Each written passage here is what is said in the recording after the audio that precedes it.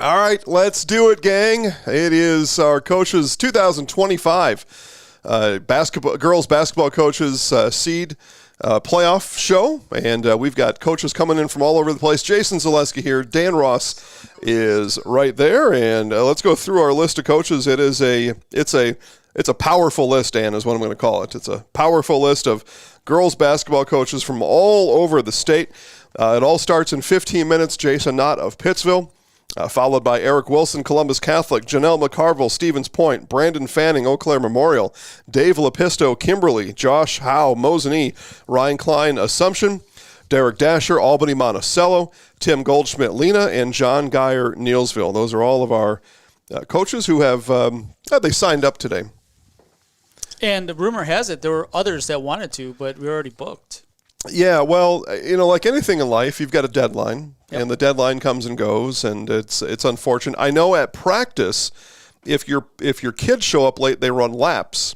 So there is always a consequence in life. It's true. To being late for something. But we are right on time. Again, Jason, Dan, Katie's on the ones and twos right in front of us, making sure this whole ship sails smooth all day long. And let's go to the Department of Errors and Emissions right away. Yeah. Would you like to? Yeah. Go ahead. Start us off. So I would say that right after the brackets are revealed, that I got many text messages asking, like, how close were you guys? How were the brackets, right? And I think that on our end, who have put a lot of time into the back end, about 200 hours just on the season. Yeah. Yeah, and Mike Wetling does a great job. Way to go, Mike. Mike, great job. Mike gets the credit. Yeah, absolutely. And there's a little bit of apprehension on our side, right? Because what if they're really wrong? What if something like what if the ones and twos aren't accurate? But what if a 1's a 5 and a 5 is a 10? Yeah. But we hit it. Home run today. We did. Again. Yeah. Again, another home run. So VIP members know your money is well spent. That whole $5 that you spend every month is invested in the right place. That's my message to the people at home. If you're a boys basketball fan and you're not a VIP at ZaleskiSports.com, get it signed up now, because the VIPs last week, they knew these seeds before everybody else. True. Yeah. And there's some value in that, and that's why we do it. There was a little bit sigh of relief when the brackets came out and our numbers were right on or one seed off a little bit here and there, but like woo, good. Yeah, 90. Near 100% sweep on all the numbers. So Arizona Missions, South Shore rather than South Side. Tomahawk. South Side. I mean, it's a cool name, right? But Tomahawk rather than Tomahawk. Yeah. And there were a couple others. And we apologize to those schools on behalf of the other broadcast today. And we'd love to help out. Just to go through a rehearsal. Yeah, Tripp County. I'm going with that from now on, though. That's kind of a fun one. Tripp County. Yeah, and Norbert did some corrections in real time. Thank you, Norbert. Which was good to see. Thank you, Norbert. Yeah. That's they need some help. I'll be honest. If I were in front of the cameras with some of these Division 5 schools, I would read them the way that they sound, and I probably say them wrong every day, and no one's ever corrected me. We had something new added to the formula, to the process. I want to keep things as vanilla as possible here. Yeah. All right? Okay, so help me. So I don't get thrown in the Errors and Emissions department. I don't want to go there today in particular. Banished to the next door room. I do not. So head-to-head. There have been a lot of talk about head-to-head since the seed process began, which again did begin in 2020. The WIAA performed what they called a dry run after the football season that didn't have a playoffs that year, and so this is, we're into year 5 of this whole thing. For the first time in non-football, well, I guess just girls and boys basketball, right? Those are the computerized football, girls basketball, boys basketball. So in the basketball realm, for the first time, after some feedback given to the Coaches Association, how about we attempt to consider some head-to-head situations, especially if the teams are lined up next to each other. It's what Dan and I refer to as seed neighbors. So if you're a seed neighbor, a 3 and a 4, or a 12 and a 13, or whatever it is, you're right next to each other on the seeds. let's see about enacting some common sense on the head-to-head situations should they have happened, and we saw that a few times today. They were, I give your opinion on head-to-head now, essentially breaking a tie. Yeah, I love the idea of it, right? And the WIAA was not in a position where they put teams ahead of another team because they won, but they were really far away. Like looking at the numbers, if it was what I would say a virtual tie, yep. right? Yeah. If they played head-to-head, then the team that won the head-to-head contest got that seed, right? So they beat their seed neighbor. And they only go one line. So if you were a 12 and you beat the 11 and the 10 and the 9 and the 8, you didn't become the 8, right? They're only looking at one seed. Right. You're not allowed to climb the ladder. That's right. That's right. Okay. I like the idea. I really do, because it makes a lot of sense, especially we have seen some 1s and 2s and 3s in the past where you know that the 2 or the 3 beat the 2 twice during the season. Yeah. It doesn't make sense. We saw that in the Merriwood Conference with Stratford and Marathon a couple of years ago, and the twice, team that lost twice had the advantageous seed. Yep. That will not happen anymore so long as you're a seed neighbor. You got to be a next door neighbor. You can't be in the neighborhood. You have to be a next door seed neighbor. One place we saw that in Division 3, Omro and Xavier. Omro had what looked like the better seed math. But Xavier had beat Omro during the season, so Xavier now with the advantageous. So if you want to look at an example in your brackets found at wiaawi.org, you can look at Xavier and Omro as one of those examples where the tight math gave Xavier the leg up, in this case, over Omro. Yeah, we learned a lot today. Yeah. As far as for next week is concerned, when the boys come out, we are taking the lessons that we've learned today. We're going to apply them to the brackets. So again, $5 VIP midweek probably. I would say that our final brackets will be out, even though there's a game or two still left in the week. But yeah, we're nailing this down. I mean we've got if there's 20 nails, we had 19 of them in already. Yeah. Durand, Arkansas, and Fall Creek in Division 4 were another example of seed neighbors. Finding out that Durand, Arkansas beat Fall Creek during the season, so they move up one spot. Fall Creek moves back one spot. So if you're looking at for another example, there were a number of them. Bunch, yeah. There were a dozen and a half of those instances across all schools in the brackets, but those were a couple that caught my eye anyway. Yeah, especially because they're higher seeds. They're 2s and 3s, right? Yeah. I don't think the WIA is going to do a lot as far as 12s and 13s and 14s. I think they'd still look at it because it gets flagged, but it's, I'm not saying it doesn't matter, but I think that they're trying to put the teams in a position that makes the most sense. And Pittsville's Jason Knott, our first coach, coming up here at the bottom of the hour. One of the things I looked at too were the number one seeds in Division 1. I find that to be particularly interesting. Usually you find the best brand of girls high school basketball in this state's top division, and Pewaukee, the number one, and they had a monstrous seed score. This, Dan, after competing in Division 2 a year ago, they compete in Division 1 this year because, they're just too darn good to stay in Division 2, and I don't know what happens, but they look like they may be too darn good to stay in Division 1. Yeah. No performance factor in Division 1. You can't go to like Division S or something. Can't go to play UW Eau Claire and UW Platteville next instead. That's true. Yeah, Pewaukee, the number one. Arrowhead comes in at the number one. Muskego, and then followed by Eau Claire Memorial. The small deeper dive I took into this, I found interesting. We will talk to Brandon Fanning, Eau Claire Memorial's Brandon Fanning today as well. I've got some interesting things that I'd like for Brandon to tell us, so make sure to stay tuned for that. Make sure to stay tuned for the whole darn thing here. We're going for a couple hours straight on this show.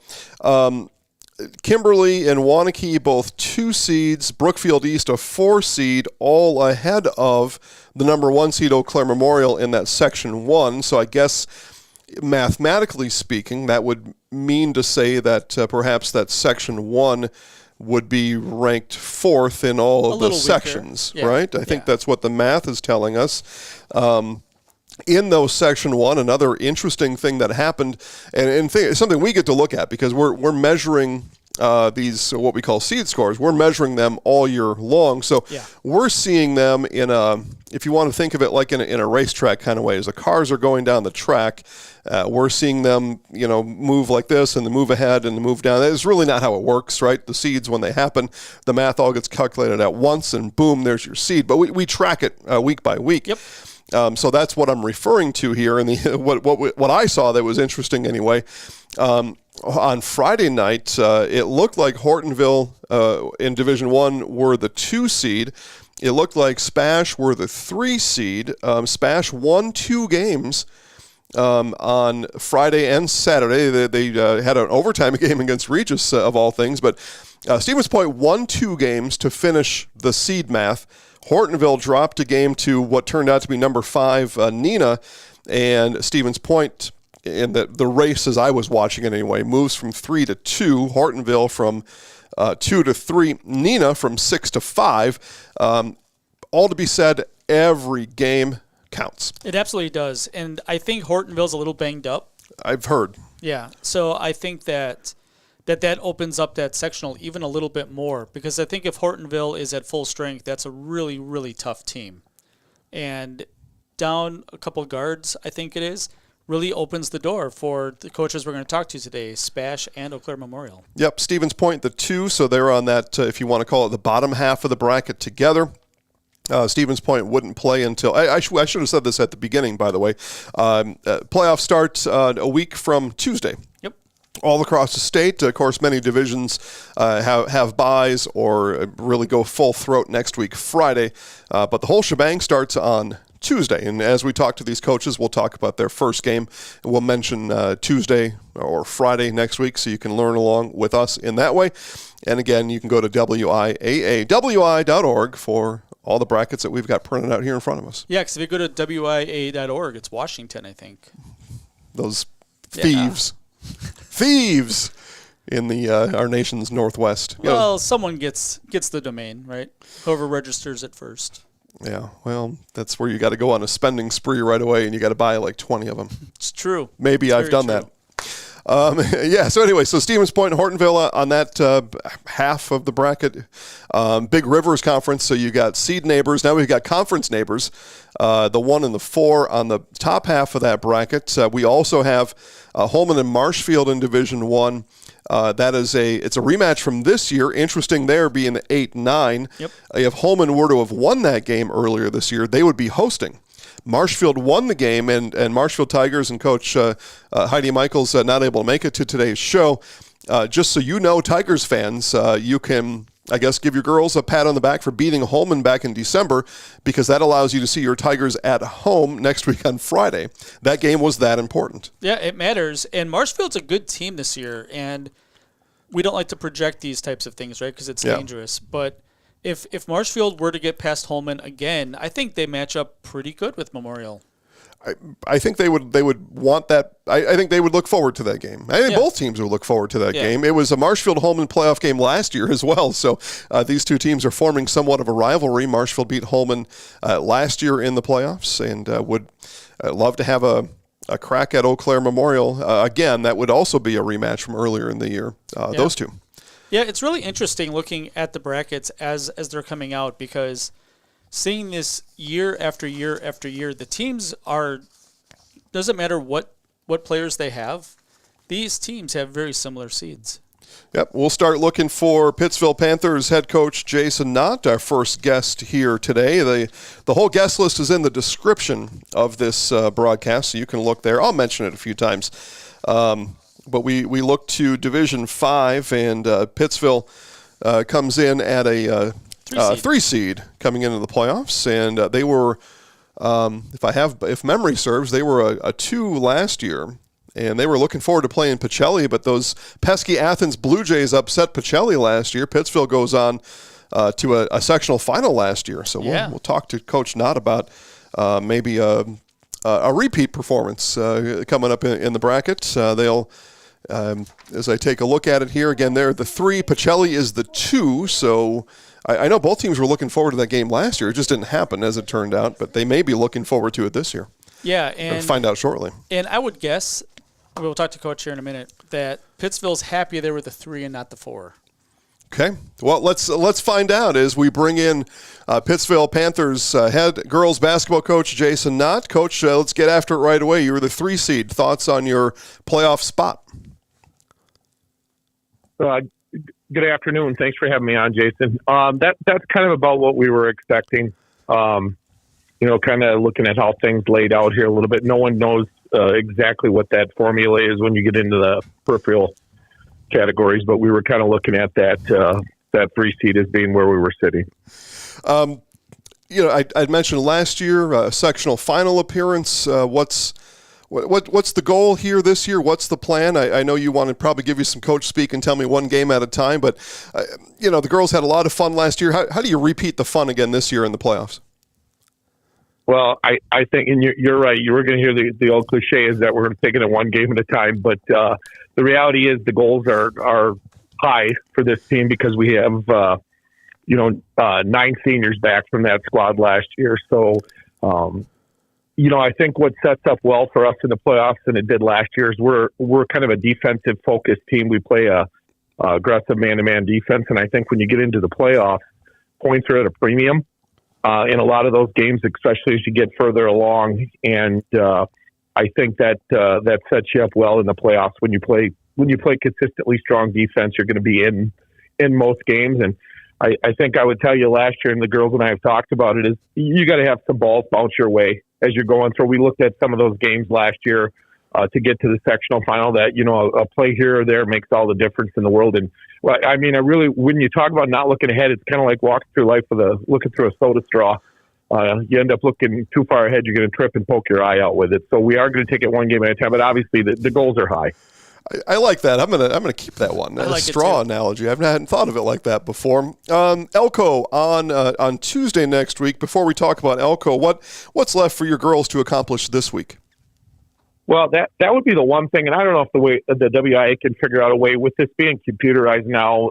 We have 3 games left this week, so we have a Monday, Tuesday non-conference tilt against Athens Monday, Iola on Tuesday, and then we play Pacelli on Thursday for the second year in a row, the Thursday after the seeding meeting for a conference championship. And that's that thing that obviously the WI knows more than I do about this, but if it's computerized, I don't know why you couldn't look at, look into, especially with Puddle and everything available for scouting. It's not like the old days when we used to have to jump in a vehicle and drive to watch someone. There's tape on everyone. So that would be the only thing, but we got 3 games this week that we got to worry about before we even get into next Tuesday.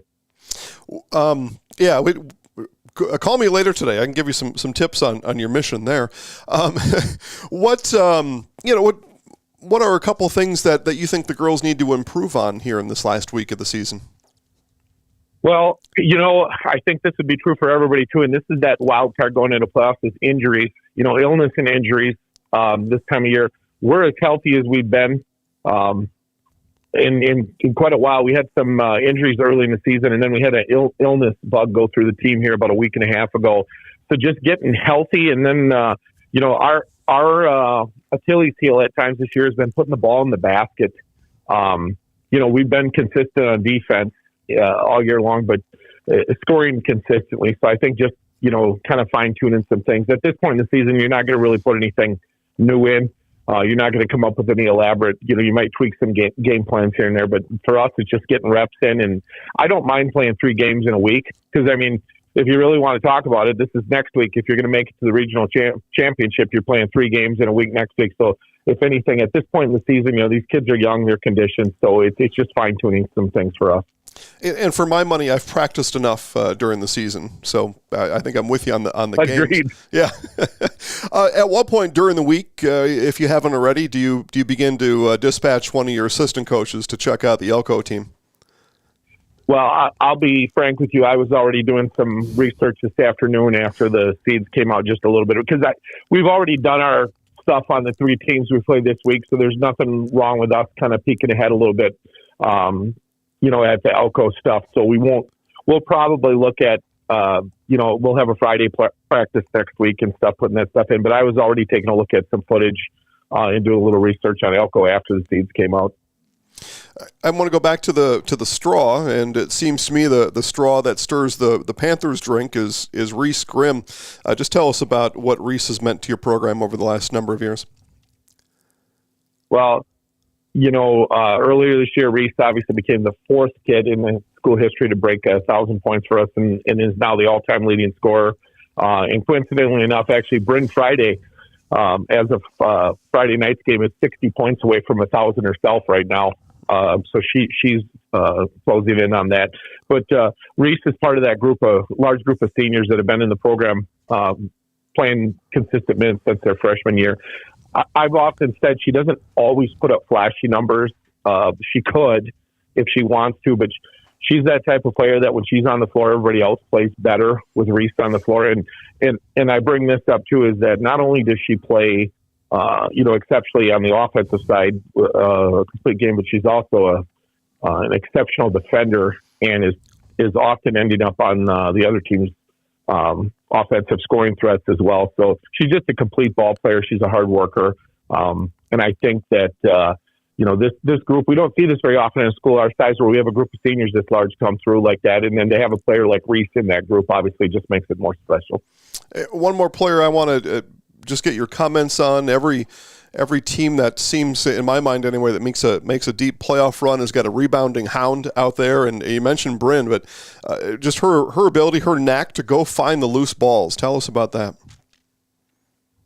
Yeah, she's close to averaging a double-double this year. She's like 10.5 points, and I think she's around 8.3 rebounds right now. Bryn uses the angles approach, and I don't think Bryn would be offended if I said Bryn's never going to leap out of the building on you. None of my posts really are, but they have to rely on kind of playing the angles and going and getting the ball, like anticipating where the ball is going to, deflect to and going after it. But obviously, you don't get an 8.3 rebounding average without snagging a ton of boards. So, Coach, I've got Dan Ross next to me. I know he wants to grill you for a bit. Yeah, I got a couple of questions for you, Coach. I got to meet you last year at the Athens sectional game, so it's good to talk to you again. Yep, I remember. Yeah, see? Not just good looks here, Jason. Well, thankfully.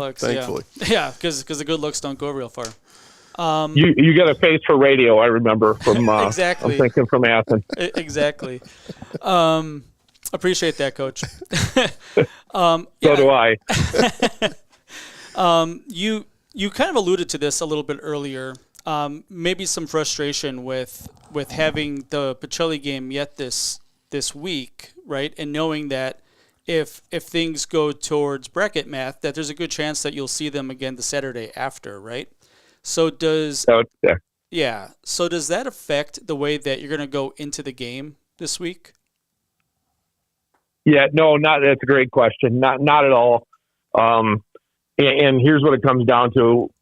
You go with a bird in hand, right? And with a chance to play for a conference championship, we're going over there and there's going to be nothing held back as far as, what do we show? What do we do? We're going over there and we're going to go after them on Thursday. They're obviously a great team and they blew our doors off in that first game here 3 weeks ago at Pittsville.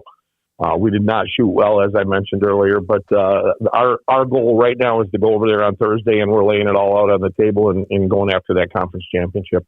And then we'll worry about that next matchup. I mean, and in the middle of that, if you look at the brackets like you talked about, there's a pretty that Columbus team in that bracket, the 6th seed, is no one to look past, I will tell you. So, but yeah, Thursday, we're going after that conference championship, and there's nothing to be hidden. Yeah. And my last question for you, Coach, obviously you made a sectional final last year. We talked and you said it's been whatever number of years, 30, 40 years, whatever it's been since you guys were at a sectional. So if you were to make sectionals this year and make it another step maybe, what's going to have to go right for your team? I know you mentioned some bounces here and there, but if you were to win the sectional, looking back, what do you think happened for you guys to get there? Yeah, it comes down to, the thing about basketball is when you make shots, coaches look really smart, and when you miss shots, we tend to look pretty dense. And the defense is going to be there, but I don't think I would be remiss, and you guys maybe have talked about this. Our half of the sectional, I can't imagine anyone would say there's a tougher D5 sectional bracket in the state than ours. That's got Assumption, Pacelli, us, Almond. I mean, it's a difficult. And then if you get through that sectional summons, you got Lena on the other half, who obviously were a bucket away from winning a state championship last year, and that's who got in our way last year. The Lena game. I would tell you that's right. Like they're a really, really talented basketball team, and the further you get along, you're going to run into those teams. So you're going to have to catch lightning in a bottle. And I feel like that wild card for us is I don't feel there's been a game yet this year where we've shot like lights out from the perimeter. We've shot well in games, but I feel like that's something that has to happen when you get into some of these games. Is you just need to be able to shots don't fall. For a team in shots do fall, but that's what makes it so exciting. It's a whole new season. You go into this, and the one seeds, you never know what can happen. Last year, Pacelli lost to Athens in that regional championship game. And Athens shot really well in that game. So I think if you had made me pick one thing, I would tell you that's it. Is that you just got to put the ball in the basket on a consistent basis, and you're going to have less opportunities in these games because they're going to be lower scoring games. Yeah. I appreciate your time, Coach. Real quick, how often do you think about the Lena game last year? More often than I probably should. Anytime you get one game, and the girl, we talked about it. We talked about lessons learned in that game, and the big thing this year with them being seniors is don't have a woulda, coulda, shoulda mentality after a game. Leave it all out there, and I don't want kids going home, and I don't want coaches going home saying, I wish we would have did this or I wish we would have did that. So, yeah, we talk about that often. All right, Coach, we do appreciate your time today. Again, catch the Pittsville Panthers 3 times this week, and playoff opener against Elko on Tuesday the 25th. Coach, good luck the rest of the way. Thanks, guys. All right, there was Pittsville Panthers girls basketball coach, head basketball coach. This is all girls show today. I can stop with that. Yeah. Head basketball coach Jason Knott. He's a great interview. He's a great dude. He's a basketball mind. And maybe if the coaching thing doesn't work out, I'll have him replace you on the show. Yeah, probably. Probably should. Replace me, maybe. That's a better look at it. So coming up next, he did a little glad handing. I'm not sure if that's our word of the day yet, but he did a little glad handing there of Columbus Catholic, who could be a second round opponent of his. He talked about how good Columbus Catholic is this year. Yeah, no bulletin board material. That doesn't escape me. That's for sure. There's one other. That was a seed neighbor I wanted to talk about, and I forgot at the top of the hour as we look. We'll get Eric in 90 seconds. That'd be fine. So I want to talk about this part here. Columbus Catholic the 6, Greenwood the 5. They are seed neighbors, and Columbus Catholic swept Greenwood this year. So from my talk at the Open about being seed neighbors and a head-to-head advantage, we saw multiple occurrences of that team, quote, moving up. But in this particular case, that mathematical number assigned, the seed score, for lack of a better term, looks like it was the gap was a bit too big for that policy to apply. Yeah, that makes a lot of sense. That's what it looks like anyway. So one of us should ask Coach if he's happy being the 6 and being on that half of the bracket than the other half. Well, let's jump into it right away as we bring in Columbus Catholic Dons basketball coach Eric Wilson. Coach, you might have heard that question, but let's just start with your thoughts on the 6 seed. It's pretty much right. First of all, thanks for having me. It's pretty much right where I thought we'd be. I thought we had a chance at the 5, obviously, I thought, because we beat Greenwood twice. Not really disappointed. I'm more disappointed probably for our kids, as they went through there. And I think we thought the Greenwood game on Tuesday night meant a lot. And so not that it didn't, but I think that's the only piece of it. But the reality is you got to beat everybody to get where we want to be. So as we go. Yeah, and the 5-6 line, the difference, I'm looking at my co-host today, Eric, Dan Ross, is a home game, and then if you win, you're likely on the road. So maybe that's not a huge thing, but it's still, you'd rather be a little better than a little worse, no doubt about that. Tell us about the season that you had. I know we had you on our preview show.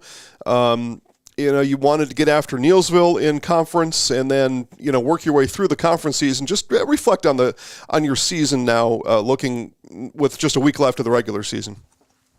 Sure. I think our season, maybe didn't at the start go quite where we wanted it to be. And I think probably as we looked at our season, I probably had a little higher hopes to start the season. And I thought we'd gel a little bit quicker.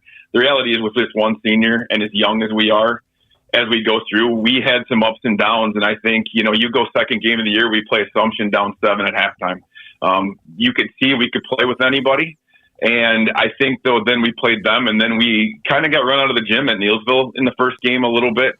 And I think we had to learn. We had kids like Izzy Holt starting for us all year as a freshman, and it just took a little while for them to grasp, what varsity basketball was from there. So I believe we're playing our best basketball of the year, and I think this group is bought in. I believe at any given night we can compete with anybody at this point. We've obviously are in the toughest section on the state for D5 as far as I'm concerned.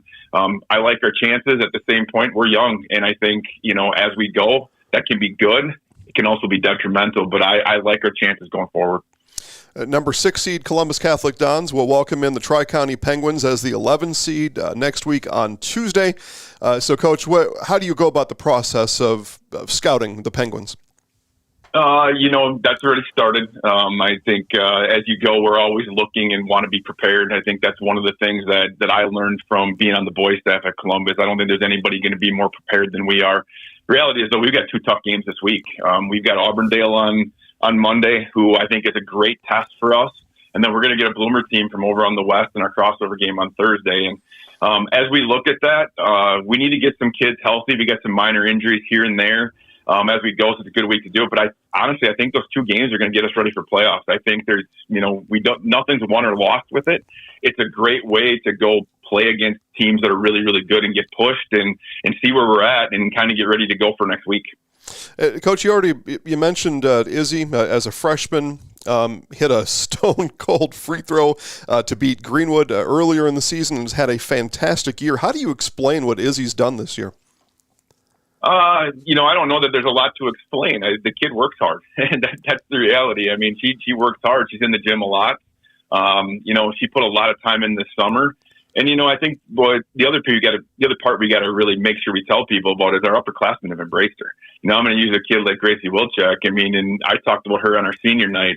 There's no better kid out there right now that embraces younger kids and make sure that they're on the same page. She understands she needs them too. Don't get me wrong, but she doesn't have to do that. There's a lot of programs that maybe that doesn't happen. And a lot of the juniors have embraced her as well too. And I think she just had a great year, but it really shows because of her work ethic. She wants to be good and she puts a lot of time and effort in. You mentioned Gracie. Tell us about the senior class here and what you want them to have as the playoffs begin. Sure, and that's an easy one because you've only got one. So Gracie is our only senior, and so she's taken a lot of pride in what's going on. And what I want for her is I want her to have every single game possible. I don't want to have to take her off the floor earlier than what we should. And we talk to our team about that right now. My challenge for this whole group every game right now is when you walk up the floor, can you look her and all your teammates in the eye and say you did everything possible to come out of there with a win? And if we can do that, things will go the way they're supposed to. But don't leave anything on the floor. Don't have I wish I would have done this when we get off the floor that day. You mentioned your pair of games this week. What's the one thing that's left in the tank for the girls to improve on as they embark on this coming week?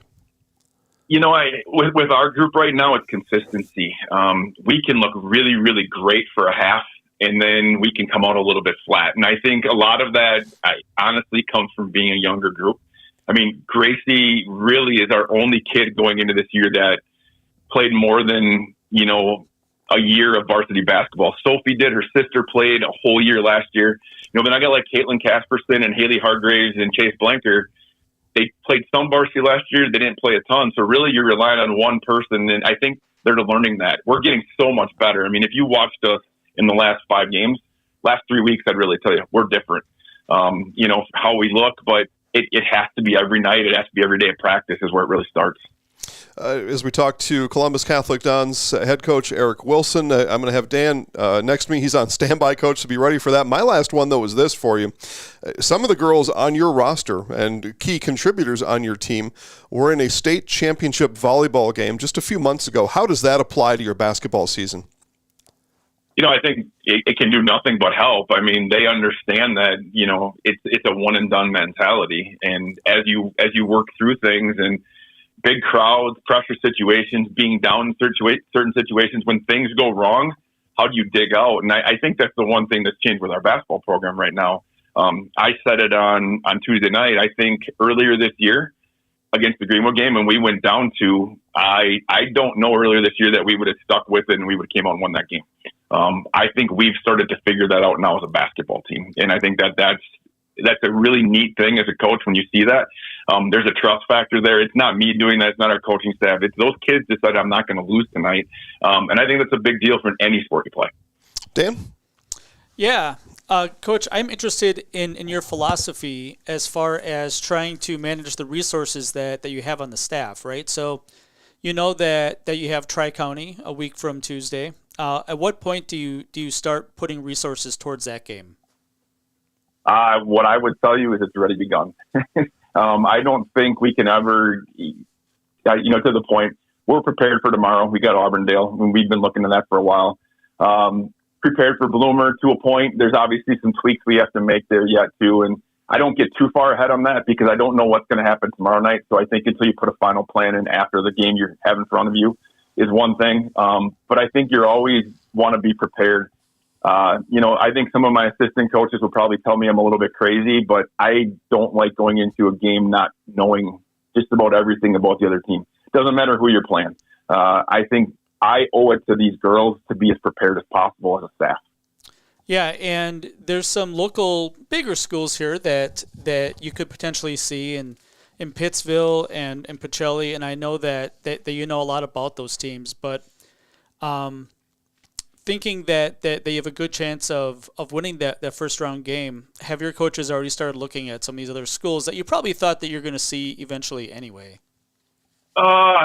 Yes and no. I mean, we've paid attention all year. I mean, as you look through from there, I mean, you look at the sectional before it starts, and honestly, you're kind of looking at some of these teams, and I'll use Assumption, I'll use Pittsville, I'll use Pacelli, Almonds. I mean, you're looking at them to see what they're doing as well because they're really good programs. So we've seen a lot of them already. Do we have a game plan put together? No. That'll go over if we get there. And we know who they are. I don't want to look too far ahead. I know a lot of the coach speak, but when we get caught looking ahead is when something bad happens. So we're going to go one at a time. We'll get through this week. We'll look at Tri-County and go from there. And then if we get the opportunity to play one of them on that next Friday night, we'll embrace it. And in 2 to 3 days is plenty of time to get ready for somebody like that. There's only so many things we can do right now. We're not going to change a ton. We are who we are. We can tweak things here and there, but we still have to be us and play our game. Absolutely. Best of luck on your game against the Penguins, Coach. Appreciate it very much. And there he is, Eric Wilson, Columbus Catholic Dons head basketball coach. I will likely see you this week, so I'll tell you a little bit more when I see you. Good luck, though, and thanks for the time today. Yeah, absolutely. Thanks, guys, and thanks for all you guys do for us. All right. As Dan said, the Dons take on the Penguins on Tuesday of next week, game live right here on Zaleski Sports. One of our 3 live games next week. As a matter of fact, we'll also have Port Edwards and Pacelli in that same group as part of our live offering. Likely not to be a competitive game. It wasn't last time. No. Last couple times. Yeah. Last couple of times. I want to go back. I mentioned Izzy Holes. I want to get to a comment from Brad in the chat box. What a freshman for these Dons. Izzy Holes has having a tremendous year, leads team in scoring, leads the team in grit probably, and a lot of other things. Likely lacks, though, in knowledge, and she'll get that as only a freshman. But I want to take her back to that game where they hosted Greenwood. The Dons trailed by 1. Izzy's fouled. She goes to the free throw line. She makes the first to tie it. There's a second and a half left or something minuscule, right?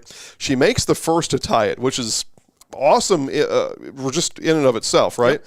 the very talented and wise Greenwood Indians basketball coach Trevor Wietrich takes the timeout to icer. Right? Why wouldn't you, right? Yeah. Of course, everybody's going to do that. Yeah, you don't carry the timeouts over to the next game. No, or not to overtime or anything, but that's where he wants that to go. And all Izzy does is just walk to the bench, listen to Coach Wilson for a minute or two, walks back out to the free throw line and cans it to win it. Maybe a case, though, of a freshman sometimes just not knowing what you should know yet. Well, the first one's the hard one. Probably. Right? Yeah. The first one goes in, and the second one's almost definitely going in. Yeah. Well, it did. And in the place there, it was bedlam inside the Don's gym. Brad, he likes the seed process. Okay, Brad, that's good. He doesn't like, though, the preseason sectionals, getting an unbalanced sectional sometimes. And probably when I was counting out all the number ones on the Division I side, and then having Section 1 being kind of that fourth-ranked one. I mean, the only other viable, and I say that because other states do it, I know that their fans don't like it, or at least it's one thing you get to complain about, is the ping pong balls. Ping pong balls. Because that's the only other way, Brad, to do this thing. And the whole bracket's already known well ahead of time. Years in advance. Well, before the year, you already know exactly who your playoff opponents are going to be. Who your 8 teams are and everything else. Yeah. And sometimes what you can have then, Brad, is you get the top 2 teams in the state playing in the first round of the playoffs. So...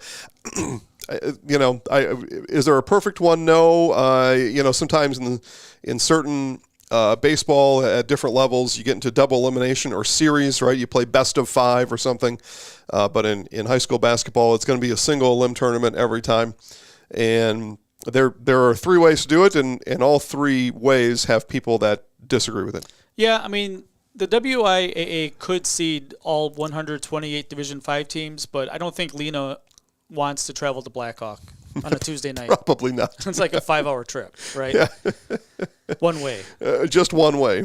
Just one way. To the edge of the earth, down to Blackhawk. Yeah. Before you get to Illinois. So the edge of the earth. Division 1 makes a little bit more sense to me just because of the funding, and there's not a lot of D1 schools in the far north, right? And you could play anybody in Division 1, and it would be maybe not a great trip, but it wouldn't be an awful trip.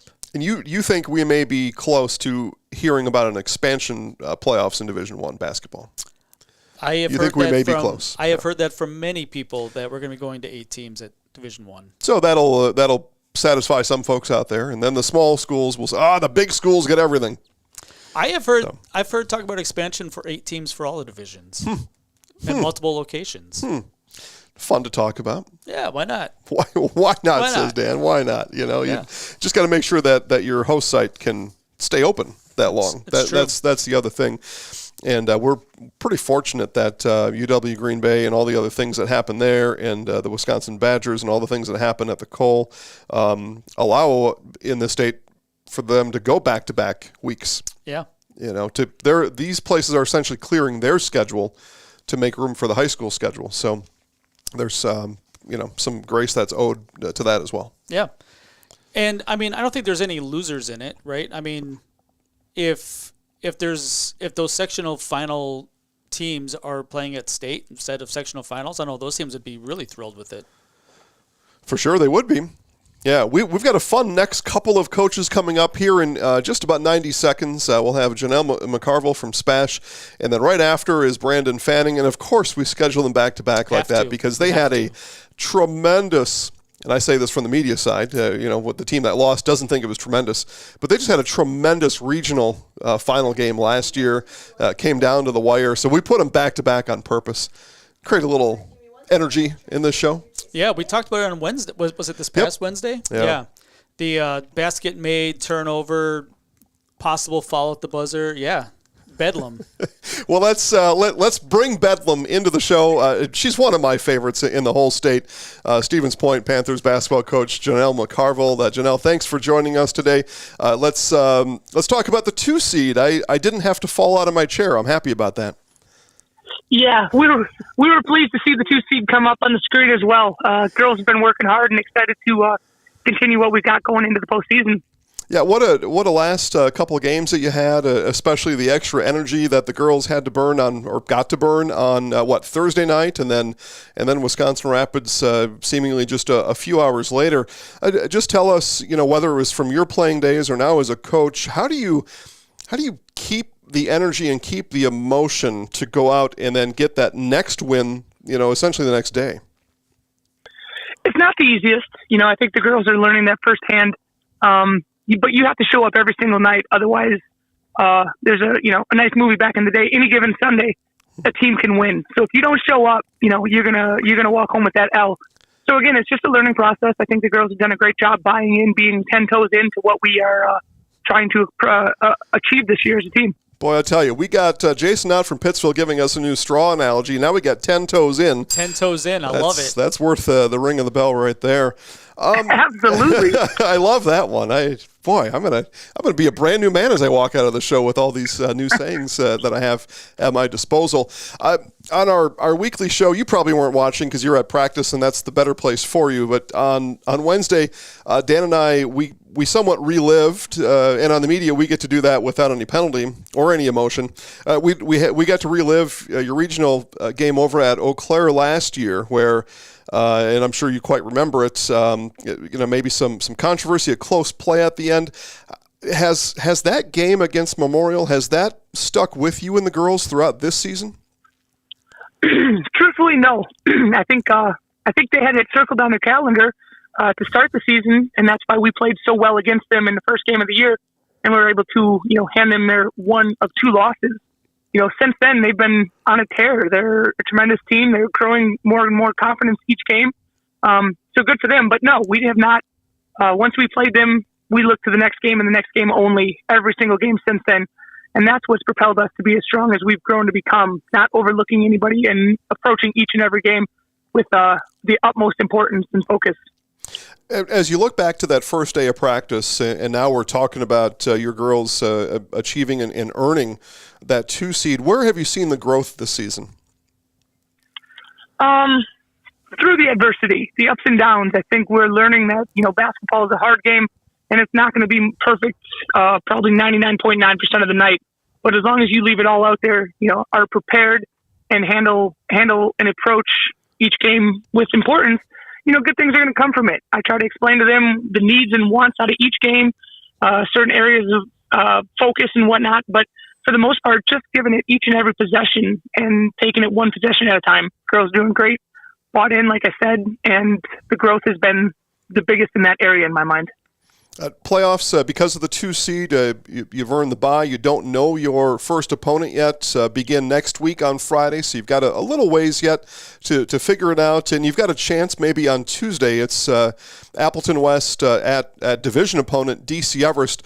How many Panthers coaches will be in the gym on Tuesday night next week to watch that game? We are going to be in the gym for practice, I do believe. More focused on us. The one good thing about those two teams is we've played DC Everest twice, and we've also played Appleton West. So they're not a new opponent for us this year. But we'll approach it as we do every game as the most important game of the season for us on that Friday. But yeah, we're at this point of the year, we're focused a lot on us and our ability and what we need to do to finish the job. A question that we will have and we will ask every coach that comes on with us today. And again, we do appreciate your time today, Coach. What's left to work on this week? Whether it's practice, game, what's kind of the message and what you want to see out of the girls this week? Continuing with the intensity and consistency that's gotten us to this point all year long. We can't necessarily be happy that we've received the 2 seed. We can't be happy or content about anything that's happened to this point. Once March Madness technically kicks off in postseason, it's win or go home. So I'm trying to have the girls finish each practice as hard as we start each practice. We're focused on finishing games from the start to finish for all 36 minutes. For the most part, we've done that all year long. And it's not an easy task. I got to give the girls credit, believing in what we're doing. And like I said, 10 toes in earlier, we're ready. We're ready for anyone, anywhere, anytime. We're happy for the 2 seed, but you got to play everybody in order to be the best. And only one team goes home happy at the end of the year. So it's going to be a ride and a buckle up basically for the entire rest of the postseason.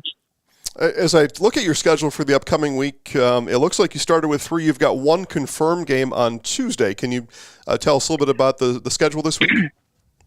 Yes, we play New London on Tuesday. our Monday game against Appleton East was canceled and rescheduled, and that's why we ended up playing Eau Claire Regis the other day. And then the Wausau East game is also canceled due to decision-making in the Wisconsin Valley Conference about possible opponents to play. So we have one game this upcoming week, and Tuesday is it. So kind of one last tune-up. Your girls, with that being considered, do they need to play? Do you want them to play a little bit, I don't know, quicker, faster, better, just with the one game than this week? No, not necessarily. We're not doing anything. We don't plan on doing anything different on Tuesday than we haven't prepared for all year long. We are going to play SPASH girls basketball. That's up and down, drive and kick, create for other people, shoot open shots, and push in transition. Some of the key things that we've done all year that have helped get us to this point. But no, we got a week and a half to prepare for who we're going to face, and in that time, we will go against each other, and the girls will be more than prepared when the time comes to continuously stay in shape and that game mentality. Coach, I've got Dan Ross next to me. I know he's been able to catch a few of your games online this year, and he's got a couple questions for you. Yeah, I got 2 questions for you, Coach. Thanks for taking the time with us today. First question. Absolutely. Yeah. Friend of the show, one of our favorites. Yeah. For sure. Looking back to the start of the year, when you're talking to your ladies about goal setting for the year, how far are you down that list, and what's still left? Well, one talk was get further than we did last year. So we have to make a sectional. Overall, the main goal is to always win conference. And we took care of business there. So super proud in that aspect. We've set smaller goals on points allowed and rebounds and things like that we've talked to about individual players and things. The next thing would be, to bring home the gold ball. Ultimately, that's what every team plays for. It's what you set your sights on at the beginning of the year. Only one team is able to do that. So I said it's a very hard task, but definitely, we are definitely trying to reach the sectional and hopefully make it out of the sectional. Girls, like I said, I think have the talent and the want and the drive to make it happen. It's just any given Sunday, you got to show up. Well, the good news is that you get the entire regional on your home floor. Can't complain about that. Well, again, that was one of my goals, was to be that top 4 seed in order to get the 2 home games. I think last year we saw what can happen, the benefit of having a home court. That was a personal goal as a coach, knowing the positives to having those 2 home games. So I'm happy in that aspect, and I think we talked a little bit about protecting home court. Other than Appleton North, who came in, we did a great job over these last 2 years of protecting our home court. So nothing's going to change in the weeks coming up. Yeah. And one last question for you, Coach. If everything lines up right and you make it to Green Bay, and maybe you do win a gold trophy in Green Bay, what really went right for your girls? Ooh, pretty big hypothetical. So Coach, we're going to go with. Coach, you brought it up. You brought the gold ball up. Fair enough. Well, you asked for goals. That's obviously the goal. For that to come up, everything is going to have to fall into place. We're going to have to beat some pretty strong teams, which means we're going to have to play some pretty strong and amazing defense. We're going to have to be bought in 100% from now till then. And I think obviously you got to put the ball in the hole to win championships. I think all 3 of those things are more than capable for us. The one thing that has to happen is it needs to be one possession and one game at a time. If you look at it as a grand scheme and say we need to do this in March 16th for the championship, you bypass a lot of small important key details along the way. So the one thing that needs to happen is take it one game and one possession at a time. And I think if we do that, we have a great opportunity to put ourselves in the position to accomplish what we just talked about. Absolutely, and a lot of times these playoff games come down to one stop and getting one rebound. It really does. It does. We've talked about that a little bit. I think our Regis game showed how important each possession is. And I've stressed to the girls all year long, possessions are important, and you don't really grasp it until something like this comes up. Something like the Memorial game last year, where it's a one possession game. A swing could happen any moment. And I think the girls did a great job against the Regis team of, staying bought in, being down 6 with 4 minutes to go as they start to kind of run a little stall game. we were able to, battle, play gritty defense, and also put the ball in the hole, which is tremendous. The girls have done a great job. I expect nothing less going forward. For your heart, Coach, I don't want you to have a one-possession game against Eau Claire Memorial either way. Jason and I would love to see it. Of course we would. Yeah, it's fun on this side, and Coach knows that too. Coach, Stevens Point Panthers basketball coach Janel McCarville, best of luck this week and into the playoffs next week. Hey, thanks for having me on the show, guys. We'll see you there. You're welcome. We will see you there. If there's a pickup basketball game and Janel's coaching it, I'm the first one in line to play for Coach. I mean, just a motivator. You can tell just in the interview that she has a grasp on where she's at and where her team is, and she knows exactly the buttons that she has to push for her team to play even at a higher level than what they have so far. The 2 seed's fantastic for them. 2 seed is a great accomplishment. Coach we were communicating during the week. I'm going to leave a lot of it out here for obvious reasons, but she was concerned, as she said, about getting those 2 home games, being at least the 4 seed. And I told her, if being at least the 4 seed, if you're not, I would fall out of my chair. Yeah. So thankfully, I get to sit here. Now I know things about how all this works that a lot of other people don't. So I get to say things like that because I knew I would have had to fall out of my chair and probably just quit this whole thing if they were not a top 4 team, because it would have defied logic. But we knew it. We knew it. Yeah, and in Division I, the difference between a 2 and a 3, not a big deal because that sectional is at a neutral site. But being the 2 seed, you get the 7 instead of the 6. Yeah. Right, and and the 4 has to play the 5 at the regional final, right? So Coach said that one of their goals was to make it to sectionals, and they have a really good high seed to give them the best chance that they can to get there.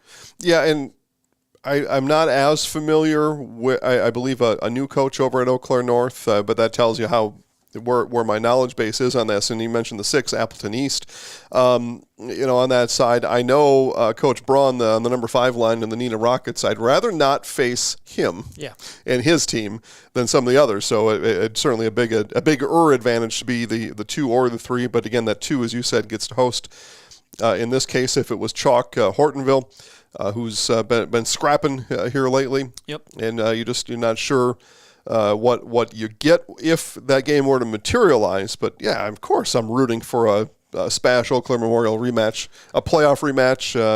The game is scheduled to be at Marshfield, so I would schedule myself to be there.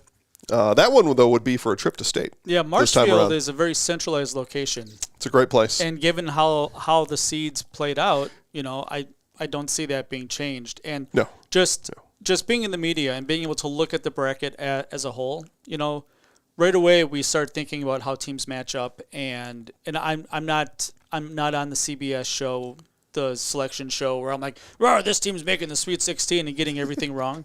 Right? You're not Clark Kellogg. I'm not Clark Kellogg. Okay. I'm not the other guy that Seth Davis and the rest. Yeah. Seth Davis that is picking teams in the Sweet 16 that lose in the first round by 20 points. Right? It happens all the time. Good not to be him. Yeah. But I'm going to say this bracket sets up really well for the SPASH Panthers. It really does. Yeah, and we mentioned it before. If you were to say of the 4 sections in Division I, which one is for the taking, it's this one. Yeah. It's this one. And being in the media, I can look straight in this camera and tell people any one of those top 6 seeds has a reasonable shot at this thing, a really reasonable shot. Now, I'd rather be the 1 or the 2. I think if you're in the top 6 in this group, the top 6 in the other groups, no, it's the 1, likely maybe the 2. This more wide open. Yeah, and SPASH's home court advantage is a real thing, right? Because the gym has some weird sight lines. You have fans under the baskets and stuff. It's just a completely different atmosphere, especially when hopefully the fans come. Yeah, well, it was rocking on Thursday night over there. Yeah, and that's a really tough gym for an opponent to come in and play really well if the crowd really brings it. Okay, well, we hope that they will. Again, playoffs for your SPASH Panthers, as who we're still talking to here, begin on Friday next week, and they'll play the winner of DC Everest and Appleton West. I like that Coach was so confident about whoever the opponent is. We're not going to even go to that game anyway. Forget it. Not going up to Wausau or Schofield, technically. Yeah. Well, I like the confidence of it. They've seen Everest twice, they have, yeah. right? And they probably know enough that that Appleton West is the bottom seed in the entire bracket, yeah, you probably feel pretty good about your chances. I think you probably should. Yeah. Right? There will be some other coaches that I'll get to ask that question to today, and they'll say, yes, I'll be the first person in the door for that game where I'm the bye team. And that kind of gives you some indication as to where a coach's mind is at. And we will turn now to one of the minds of this Section 1, Division 1 bracket, and is Brandon Fanning of Eau Claire Memorial. Coach, first off, thanks for joining, and congratulations on the season.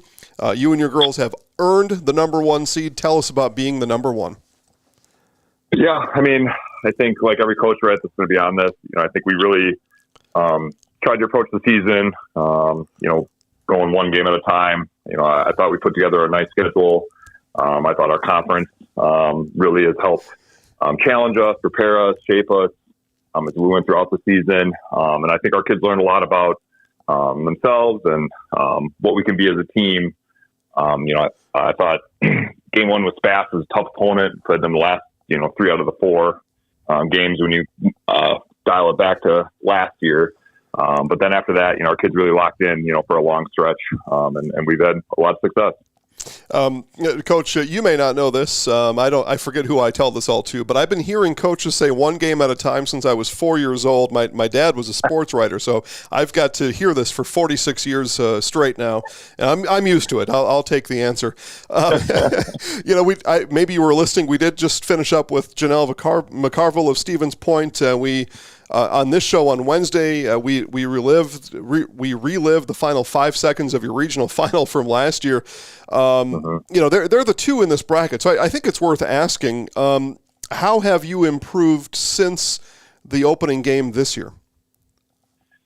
Yeah, I think our attention to detail, it has really increased. We, as a staff, we really try to put together plans for our kids that'll put them in position to be successful. I thought first game of the year we had a lot of nerves, a lot of jitters. Coach did a great job preparing her team, and really taking it to us. But our urgency, intensity to detail has really improved as the season's gone on, night in, night out. And that's again allowed us to be competitive in a lot of the games we played this year. Yeah, I have no doubt that Janel was well cared for that game, because I know she was not happy leaving your gym last year, and if she could have, she would have taken that ball and scored it herself. Being the one affords you some things. In particular, those first number of games you get to play at home. What kind of advantage is it to play in your home gym? Yeah, I tell everybody I love our gym. It kind of has an old school feel, but there's a warmth to it. The floor has some hollow kind of underneath to it, and you can kind of feel the bounce of it.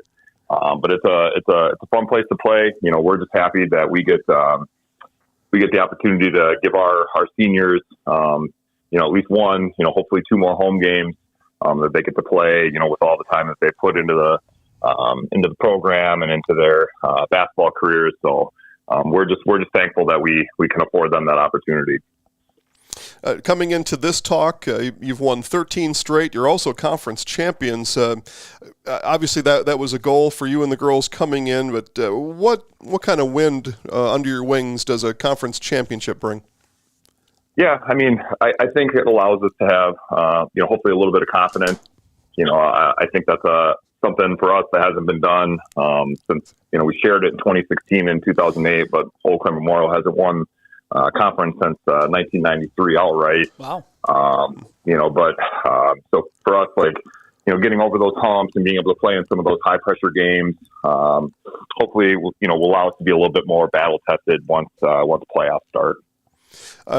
You start the playoffs next week on Friday. I want to get to what that looks like for you here in just a bit. But first things first, you've got 2 games this week. What do you and the girls still need to work on this week? Staying sharp. I think that's everybody. We just want to continue to refine what we do, add wrinkles. I think at this time of the year, you got to continue to elevate and prepare for, the urgency and intensity that playoffs brings. We have a couple underclassmen that play a lot of minutes for us, and so for them, that'll be a new experience. So to help them, hopefully work their way into it, showing them kind of the way this week. Lacrosse Central is a really nice team, coaches put together a great season for them this year. And then obviously we'll have the crosstown battle with Eau Claire North on Friday, which brings a lot of energy in the gym. So they're two really good games for us to be able to continue to prepare and hopefully refine for playoffs. Talking to Eau Claire Memorial Old Abe's basketball coach Brandon Fanning. Playoffs begin, but with the one you don't know your opponent yet. As I take a look, and we've got the brackets up on the screen right now for the folks to see. Number 17 Chippewa travels to number 16 Oshkosh. You'll play the winner of that one. Are you making the trip over to Oshkosh to watch that game on Tuesday? It's a long trip. Yeah. I don't know that'll be possible with with practice and, trying to prepare the week, but we'll definitely be watching it. Coach Vestal's had her kids playing much better lately. So hopefully a little conference pride, right? She can go over there and do a nice job and compete hard with Oshkosh North. Obviously we had Oshkosh North for our first round game last year, so there's a little familiarity with that opponent. They have a D1 player who's, very talented, very skilled. Coach does a great job with that group. So we'll have our hands full no matter who comes out of that game. I like Coach there, Dan. I'm going to turn it over to Dan Ross here, Brandon. Pulling for his conference mate. One, it sounds good, but two, a little more familiar. So there's kind of two tracks going on there. Go ahead, Dan. Yeah. You might want Oshkosh North. You might want them on a bus for 3 or 3.5 hours on the way over to Eau Claire. But yeah, so tell me about how the girls are going to perform having the bullseye on their back, right? And there's a little bit of pressure that does come with the number one number next to your name, right? And that doesn't happen a whole lot with Eau Claire Memorial girls, right? So do you think that changes anything with the girls and where their heads are at? We talked a lot throughout the year about playing the game, not the event.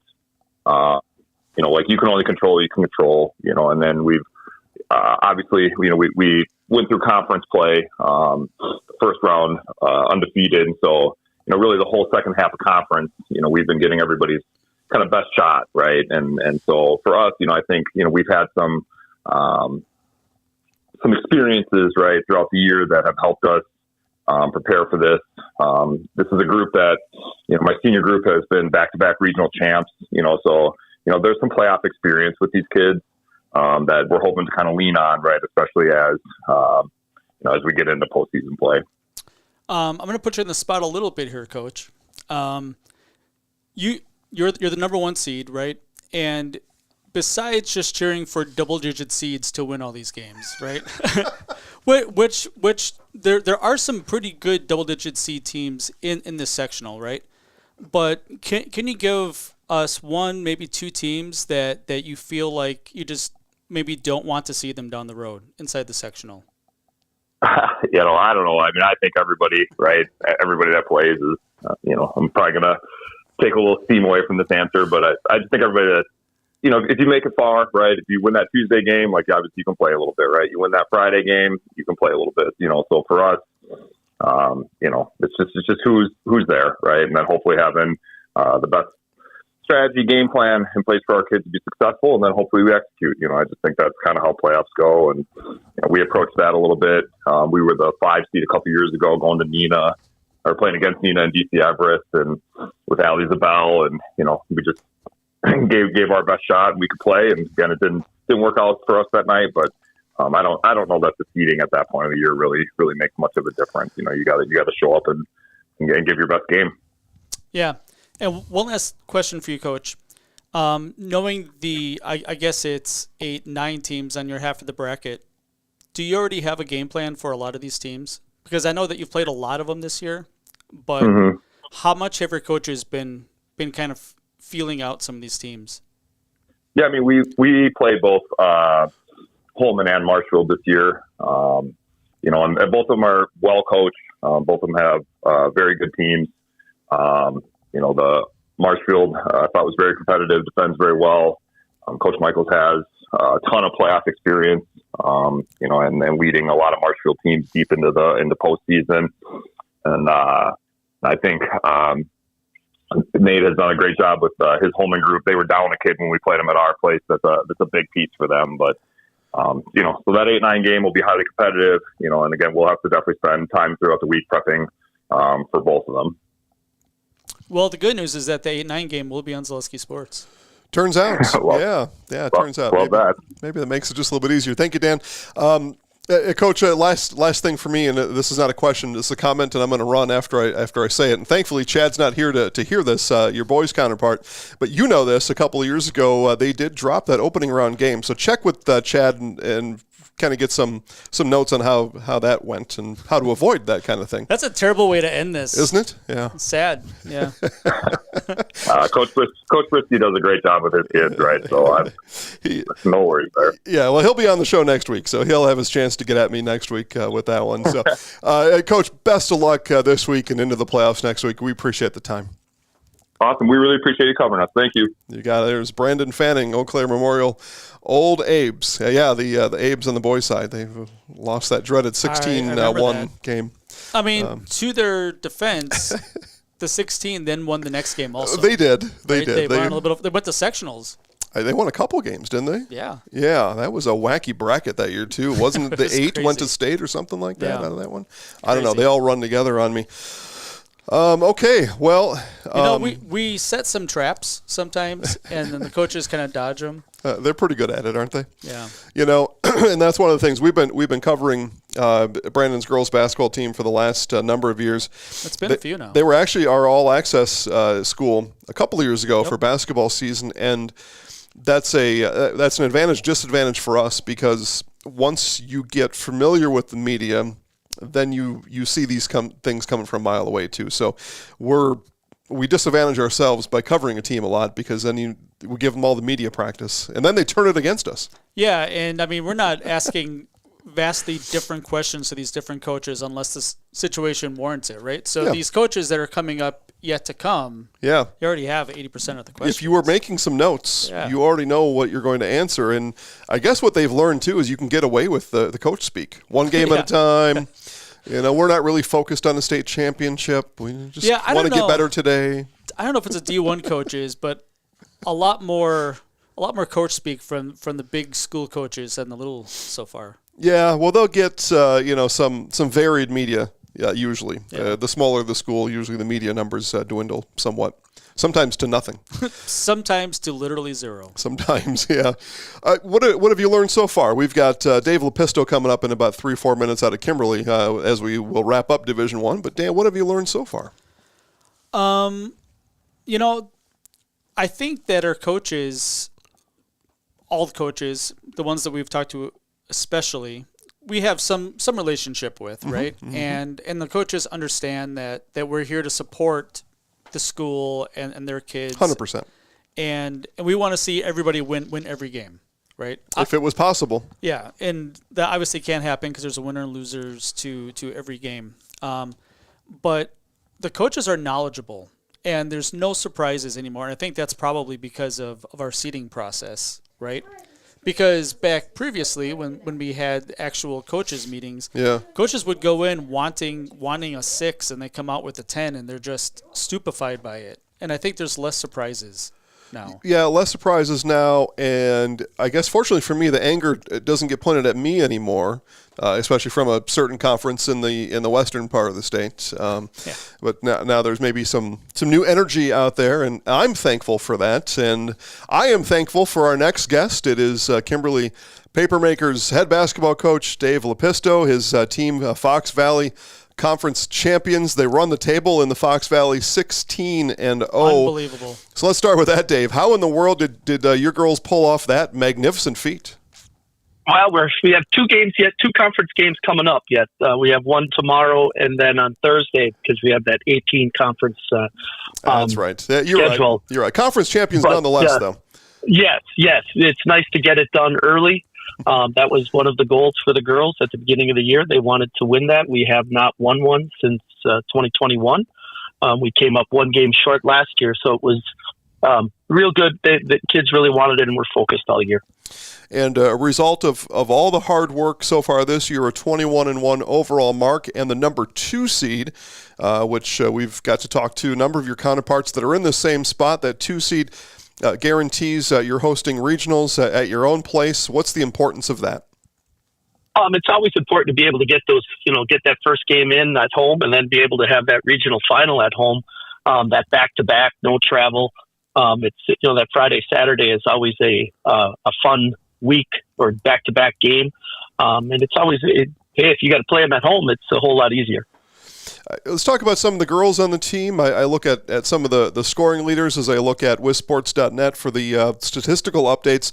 Caitlin, Reagan, and Ava go for about 40 a game. That is a powerful trio there. Yeah, and then Haley Dulas she's scoring just under 12 a game as well. So yeah, we have a 4-headed monster. We're very deep. It's a great group. They really sacrifice for each other because those top 4 kids that you just mentioned, if they were on other teams, they'd all be averaging over 20. But this team, the ball moves. They try to find the big advantage, and they don't really care who scores as long as we score. But yes, it's who we don't really know who's going to have the hot hand each night, but it's somebody usually steps up. I've known coaches for a long time, known you for a few years. I'm sure you're like just all the rest of them, but the wins. I don't want to say you or the coaches dismiss a win, but we're going to move on from the win. But the losses is where lessons are learned, and the one loss came against the 1 seed on your side of the bracket, Pewaukee. What did you and the girls learn from that game against Pewaukee? We learned when we play a little faster than we want to. We like to play at our own pace, which we play relatively fast, but we want to be, like I always tell the girls, it's Goldilocks. We're just fast enough, and Pewaukee, what they do so well, they're able to speed you up. And in that game, we were winning 24-19 with about 4 minutes left in the half, and all of a sudden we turned it over a couple times, and Pewaukee hit a couple threes, and all of a sudden we were in chase mode. And the kids battled. We got down 17. We just turned the ball over way too much. We average about 10 turnovers a game, and I think at that game we turned it over 29 times, just out of character. So it was a great learning experience to have us. We sat down, like I told the girls after, I said, I'm not mad. That's why we scheduled this game. So for us to get where we want to go, we're going to have to go most likely through Pewaukee, but there's multiple teams that we're going to have to go through in our sectional. So that's what we learned. And again, I'd rather learn from a win, but it was a good experience for our kids. They know now the pace of the game if we do play them again. Talking to Kimberly Papermakers basketball coach Dave Lepisto. So let's talk about your half of the section or of the tournament. Hartford is the 3. You'll play the winner of Sheboygan North and Waukesha North and South. Notre Dame is out there as the 7. They've had recent program success. What's your thought on your draw as the 2 seed in that bottom part of the bracket? No matter where you are going to be, this sectional is. It really, the seed didn't matter. I mean, you're going to have regional final games that are state caliber games. A Hartford Homestead game, that is a state caliber game. Notre Dame Kimberly is a state caliber game. De Pere versus Brookfield East, if everything would go to chalk, that's state caliber. And then you have Pewaukee sitting on the top. It's going to be fun. You got to play everybody at some point. It's just going to be each night, if you win, you move on, and that next opponent is going to be really good. So it really is. It's going to be really fun. It's top 6 teams out of the top 10 in the state are in that sectional. It is what it is. I wish it wasn't that way, but that's the road that we have to go, and we're willing to challenge. Take on the challenge. Coach, you're our 4th or 5th we've talked to today. I haven't found one yet that's given me yes to this question, but we're going to give you a shot at it. I mentioned it as the 2, you get the bye. You don't know your opponent yet. The 15 seed Sheboygan North, the 18 seed Waukesha North South game in Sheboygan. What are the chances we see Papermakers coaches in Sheboygan on Tuesday night next week? I've already watched both teams 3 times, so I feel pretty comfortable on what we're going to get from both ones. So no, we'll be at practice. So that Tuesday night it's too hard to get there. Somebody on our staff usually will go, but we have, I'm a basketball junkie, so I've watched all these teams multiple times. So we have a pretty good feel of what both teams will bring. I think maybe that's what's changed. I bring Dan Ross into the conversation. These coaches, they're just too well prepared is what's going on, Dan. Channels like yours, it's such a great thing. I get to see games all over the state. So, you have the ability to watch stuff, and, what better than to watch high school basketball? So it's, multiple screens. I'm looking at 4 screens right here at my desk. So it's like I could have 4 games going on at once. What a time to be alive. I've got Dan Ross next to me. He's got a couple questions for you. Yeah, Coach. Absolutely. Congratulations on a great season. Thank you. It's really tough to sit here and see a 21-1 undefeated Fox Valley Conference champion not be the 1 seed, right? And yes, but I mean, I get it. If this would have been the old way and we were sitting in the room, Pewaukee's the 1 seed. They beat us head to head, and it's and their one loss was in state was to Arrowhead. That's a good loss. And then their other loss is to the best team in the nation. But they only get it as a 500 team. So I mean, I don't have any complaint at all. There's multiple teams in this that can win a state championship. So everybody's going to have their own path. And that's why we scheduled Pewaukee, and that's why next year we'll be playing Pewaukee, we'll be playing Arrowhead and Hartford as well. We want to challenge ourselves, and the FVA is challenging enough, but our kids want to compete against the highest level. So my 2 questions for you, Coach. One, do you think it's time for Division I to go to 8 teams in Green Bay? I would love to have it go back to 8 teams. All the other sports are 8. The thing that I would really like to see, though, is just not putting the groupings out at the beginning of the year and allow the computer to do its work, midway through. Even if you had kept the 4 sectionals, take the top 16 teams and spread out 4 around the state, you'd still have the opportunity to have geographical representation, and yet still have the chance for the fans to be able to maybe get the best teams there, but it would also bring in chances for upsets from around the state. I just think it's the discrepancy between some of the sectionals, and I mean, it is what it is. I mean, it's not going to change. Again, we have to deal with it, what we have. I've actually, last summer when this was right before it came out, I'm actually shocked Arrowhead wasn't in our sectional as well. Because that's the one thing with the geographical representation that the WI strives for. If you look at the 1 seeds, well, that's Pewaukee, Arrowhead, and Muskego, all within a 15-mile radius of each other. So much for geographical representation. That's the one thing I would say. Yeah, it definitely feels like the WA does have some wanting to put the lines a little bit different, especially if they know that we have teams that were at the state tournament last year and they have a lot of girls back this year. I was thinking more about what if we cut the state in half, north and south, right? Sure. And maybe you see those 32 teams together or something, right? Because I'm looking at this. And how far away is this sectional line? Because Hortonville went west, Neenah went west, Appleton schools went west.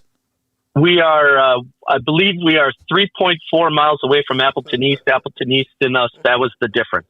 Yeah. It's us and Kaukauna that go over to the other side. Oh, and Fond du Lac that go to this side. And, I mean, it is what it is. I mean, there's never I would just like to see it change a little bit each year, so it's not always the same. But we bounce back and forth between the sectional 1 and then this one we've been in for the last 3 years in sectional 2. Again, it's not an easy job. I think there's enough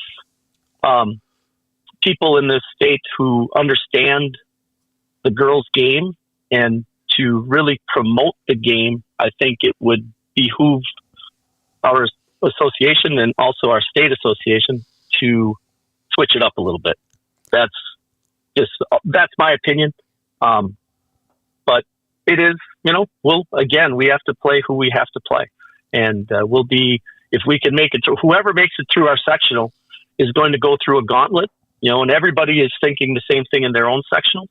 But it truly is going to be you'll be tested as you go through each one.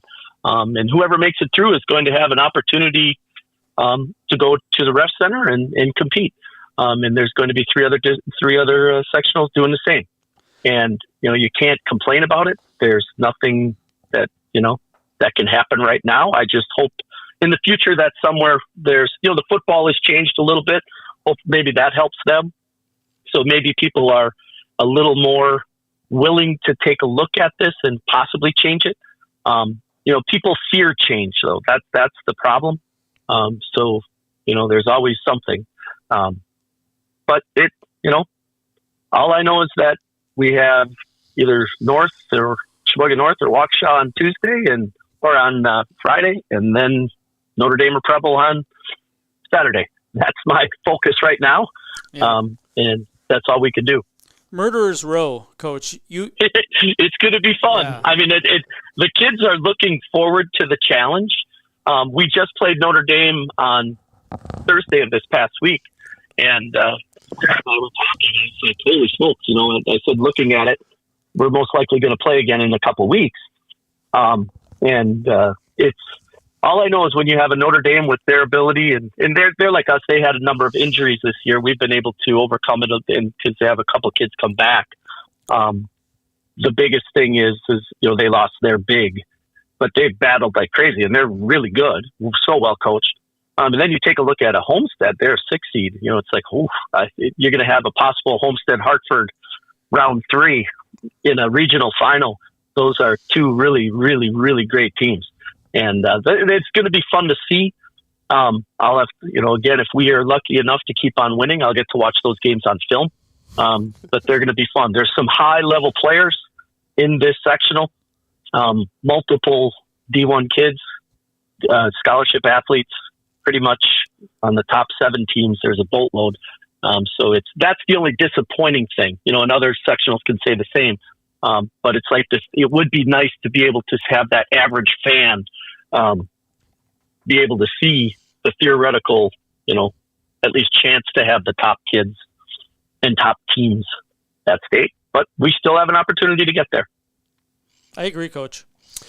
All right. Well, best of luck, Coach. Thank you. We are eagerly awaiting your games and the rest, like you said in your bracket, because it's there's some good basketball teams. There's some really talented teams and high level basketball, and it doesn't matter, I guess, if hopefully people can watch them in a regional or a regional final. But there are going to be a lot of teams staying home, but that happens for everybody. Kimberly Papermakers basketball coach Dave Lepisto, good luck going forward. Thank you. Appreciate it. All right. See, yeah, I mean, your seasons are going to come to an end. Early. There'll be some disappointed kids walking off the basketball floor. And as Coach said, and there will be in the other brackets too. But maybe more drama on this side. Yeah, and the way that the WIA sets up their tournament, right, they do want to look at geography, and they might try to avoid having the top 2 or 3 teams in the state that were in state last year, knowing they have a lot of girls back. Maybe they don't want them in the same sectional. But the way geography plays out, like some sectionals are a little bit stronger than others, and some are weaker than others. Yeah, as I know from my map-making exploits, you draw the line, and that line goes somewhere. And somebody's always on one side or the other. 3.4 miles away. It's the absoluteness of a line on a map. Yeah, and I hate to say it, 3.4 miles might be the difference between Kimberly winning a ball and maybe losing. Correct. In round 3 or 4 here. Yeah, a trip to state or not in this particular line drawing exercise. Josh Howe of Mosinee coming up, Ryan Klein of Assumption. Derik, Doescher, Albany, Monticello, Tim Goldschmidt, Lena, John Gaier of Neillsville. We still got a lot coming here, some more big name coaches coming on our show here today. But we have just put a bow on Division I. So unless we do some sort of a recap at the end, that'll be it for Division I for us today. We move now to Division II, and we talk to Mosinee Indians basketball coach Josh Howe. Coach, your Indians achieve and earn the 3 seed. Just your initial thoughts on your bracket starting next week. Yeah, I'm proud of my girls and how they played this year, especially being year one of kind of a new program and trying to set the standard and build a culture of winning and kind of get back to where our program was a couple of years ago. We're happy with the 3 seed. My staff and I sat down about mid-January and we kind of sketched out the bracket, and it pretty much fell how we thought it would. So we feel like we've earned that 3 seed, and we're looking forward to the tournament beginning. Coach, I like that. We spend about 200 hours a season going through and calculating all these seed scores and putting these brackets out ahead of time for folks online. But I just thought of this right now. We could just use our minds like you did and just pencil them all in and let it rip from there. I like the attitude about it for sure. I want to come back to the bracket here in just a bit, but I think what we have to talk about next is one of your players that set the all-time scoring record this year. She's a Division I softball commit to Northwestern. She runs fast as lightning during the track season, and really anything she does, it seems like it just goes to the moon for her, and it's Taylin Jerschley. What's it like to coach a talent like that? Yeah, she's a dog for sure. I'm a little biased, but I think she's the best athlete in the state. I run our strength and agility stuff in the summer too, and watching her do her sprints and watching her rep 135 on the bench while we got guys that aren't doing that much is always comical. But you also won't find a kid that works harder. You will not find a kid that will get in the gym for more hours. When we're done with practice, she goes and lifts, she goes and shoots, she goes and hits. She has a work ethic unlike any high schooler I've ever been around, besides probably her brother. And I got to coach Keegan as well. But her little sister's like that. Just the standard her family holds.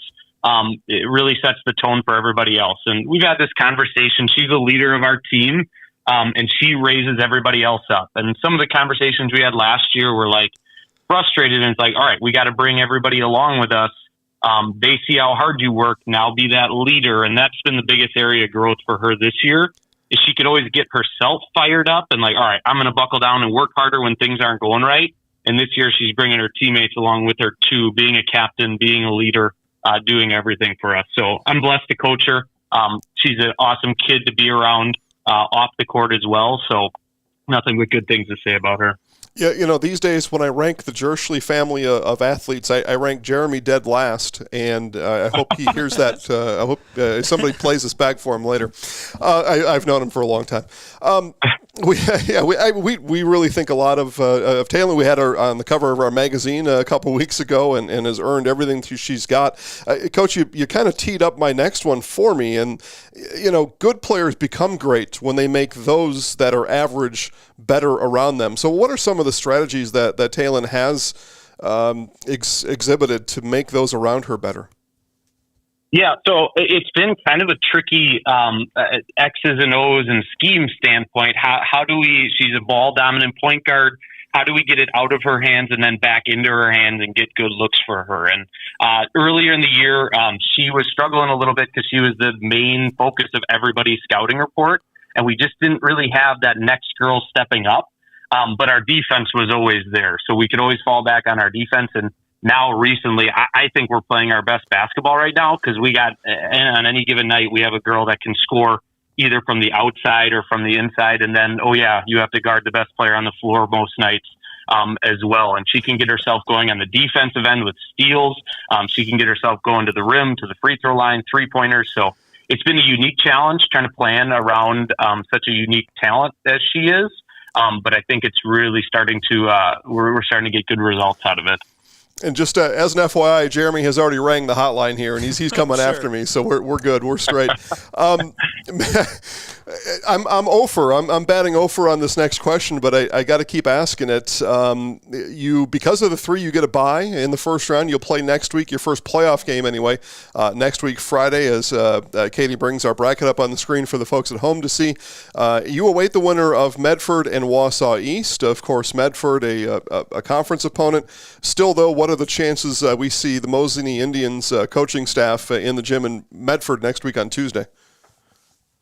You're probably going to be 0-4 with me too, but I would imagine we'll sit down. We know Medford really well. We played them twice this year.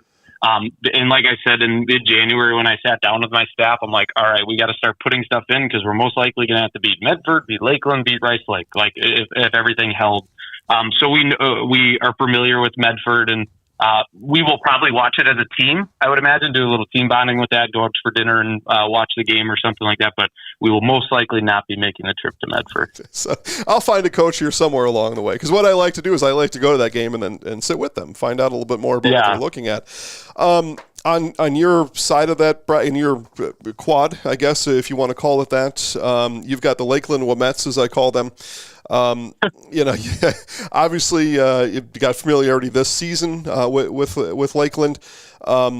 And I'm sure there's a lot of people that wish that those Womets would have went to school somewhere else. But there they are. How are you talking to your girls about making a playoff run this year? Yeah, in looking ahead, we kind of know the road goes through Lakeland. We kind of do that. We played them to 3 points both times in conference, and I think where we are finding a little bit of optimism is we did not play well in either of those games. We held them to 45 points and 49 points and held Christina under her average both times. So defensively, we played well. We played really hard. We just did not play well offensively. We shot 4 for 24 from 3 the first time around and 4 for 17 the second time in 3-point games. And then when we were up 1 at home with little time left, and we're working on finishing games too, because we have a young team. Obviously Christina and Melissa and the rest of those girls at Lakeland have been there. They've been in big games.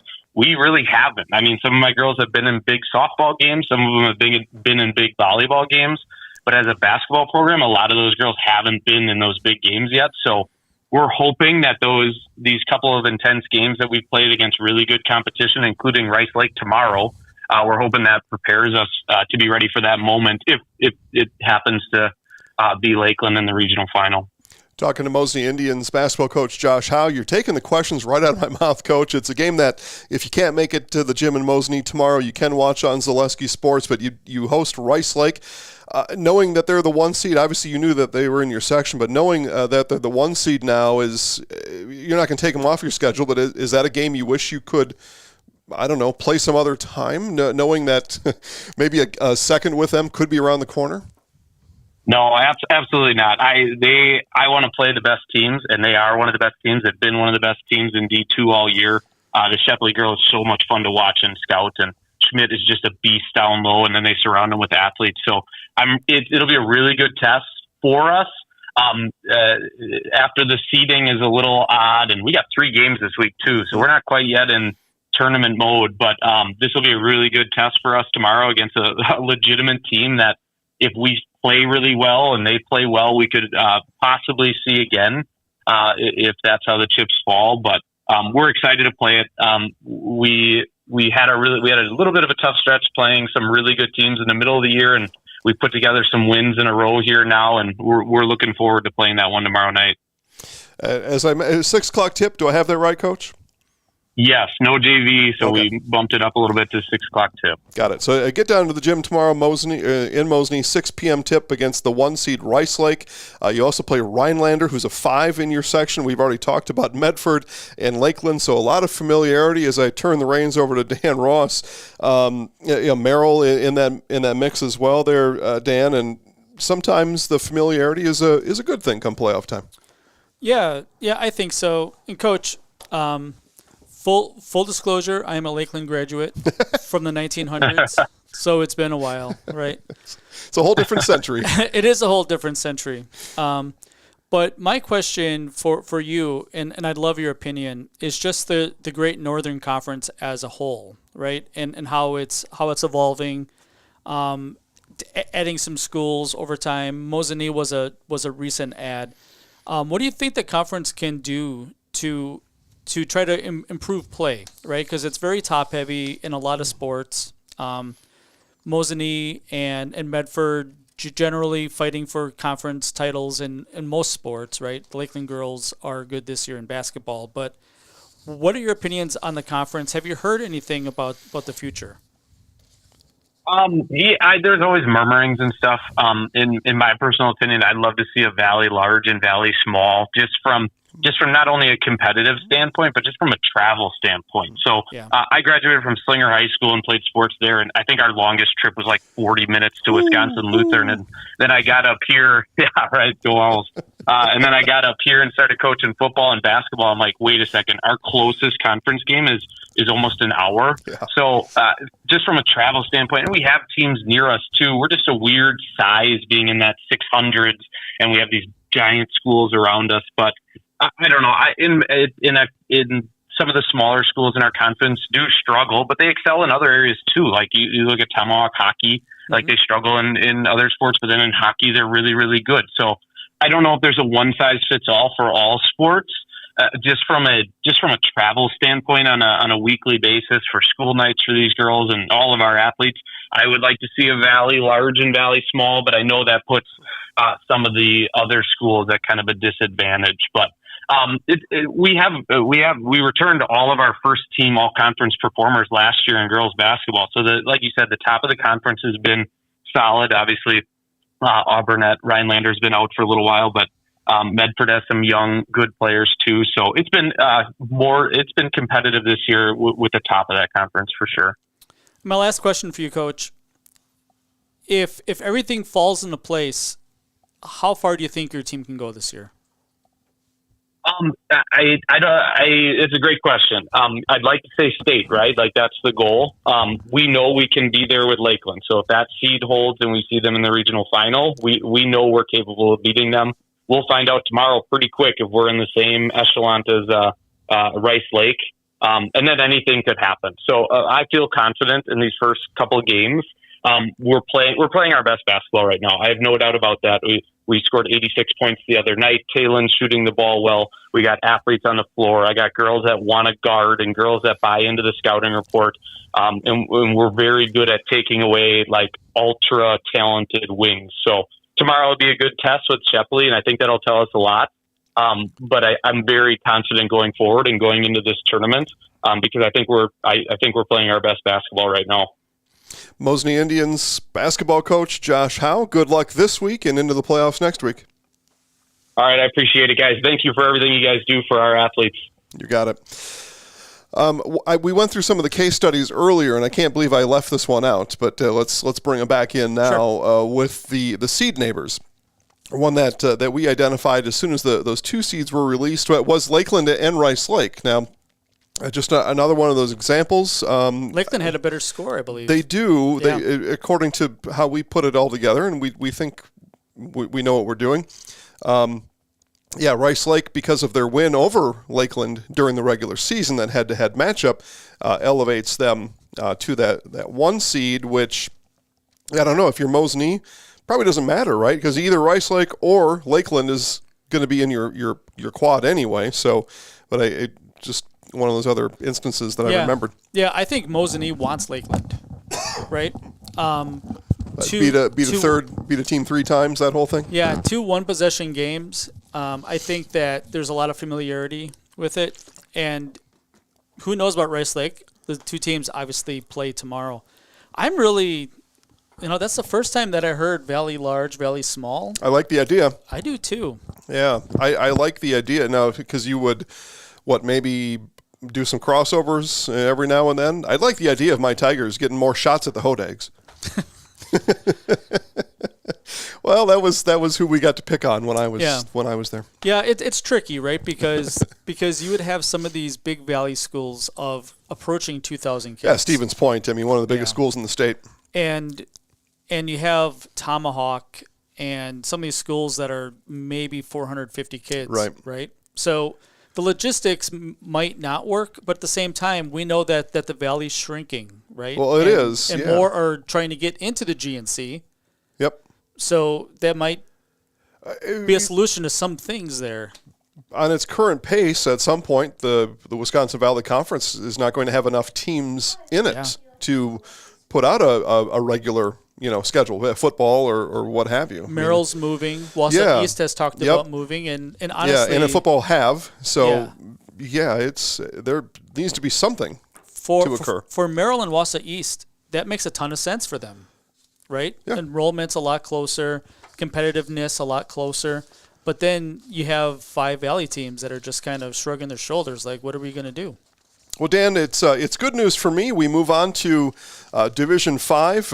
What for me that means a little break, and you get to take over the show here for a little bit. Absolutely. And it's good timing. It's somebody that you know well. We bring in Assumption Royals basketball coach Ryan Klein. I'll start the whole thing off here, Coach. The number 1 seed again. And congratulations again. Just tell us about this run that you and these girls have been on the last few years. Thanks, fellas. It's good to be on here. It's been a fun run. We got a good group of seniors and a good couple of juniors to go along with them, and they've been doing it at a pretty high level here for a few years. So I think the expectations were pretty high at the beginning of the year, and we found some bumps in the road, but girls have been working hard, and we got a good brand of basketball to watch, so it's been fun. Yeah, and I have seen your snazzy 5 conference championships in a row. Congratulations on that. That's just a testament to the girls, but especially your staff. Yeah, I mean, that's one of those things that you get good groups coming through, good families, and, success breeds success. So I was blessed with a good group here in the last few years, and they've been performing. So yeah, I saw you up in Marathon, I think was when we talked last, and in the player interview, it was a senior, and she talked about how tight this senior group is. Can you dive a little bit into that for us about just how tight this senior class is?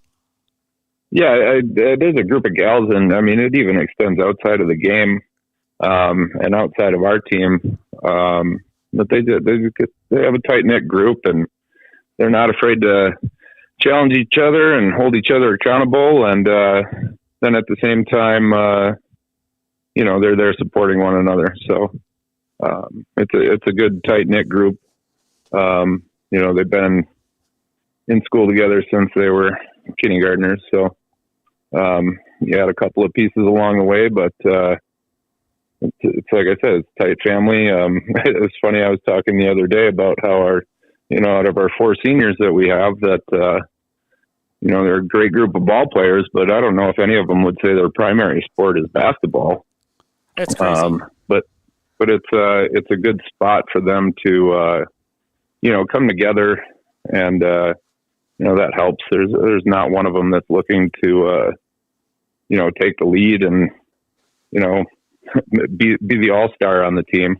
They're just out there competing and having a good time together. And that's where Jordan, our junior, she comes in and complements that so well. So, it makes for a good dynamic, and it's a fun team to watch.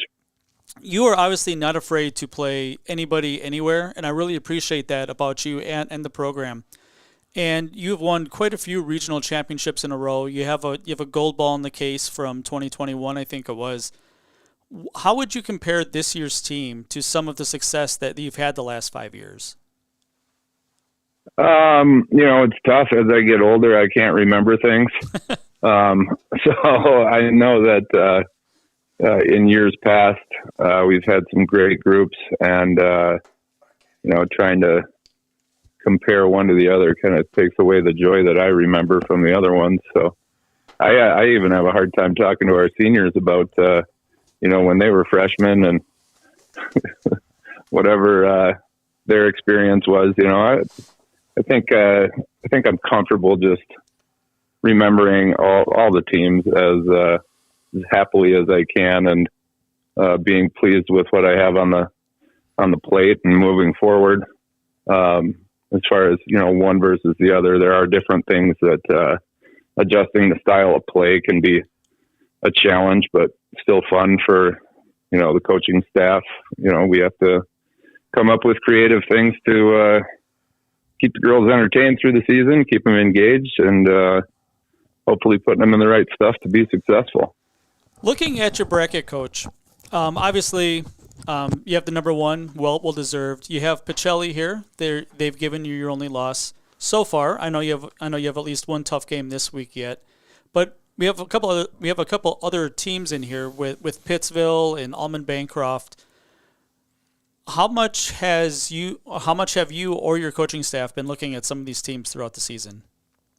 Well, I know I'm pretty blessed to have an assistant coach in Paul that is all over the state, seeing all the games. So we get a good perspective on anyone we're going to see. I know just watching the Almond and Pacelli game here not too long ago, those two teams are both tough. And I know Pittsville's got a good senior group that, they can win any ball game too. So, we don't look past anyone and take one game at a time. And hopefully if we keep giving our best effort, we'll be successful.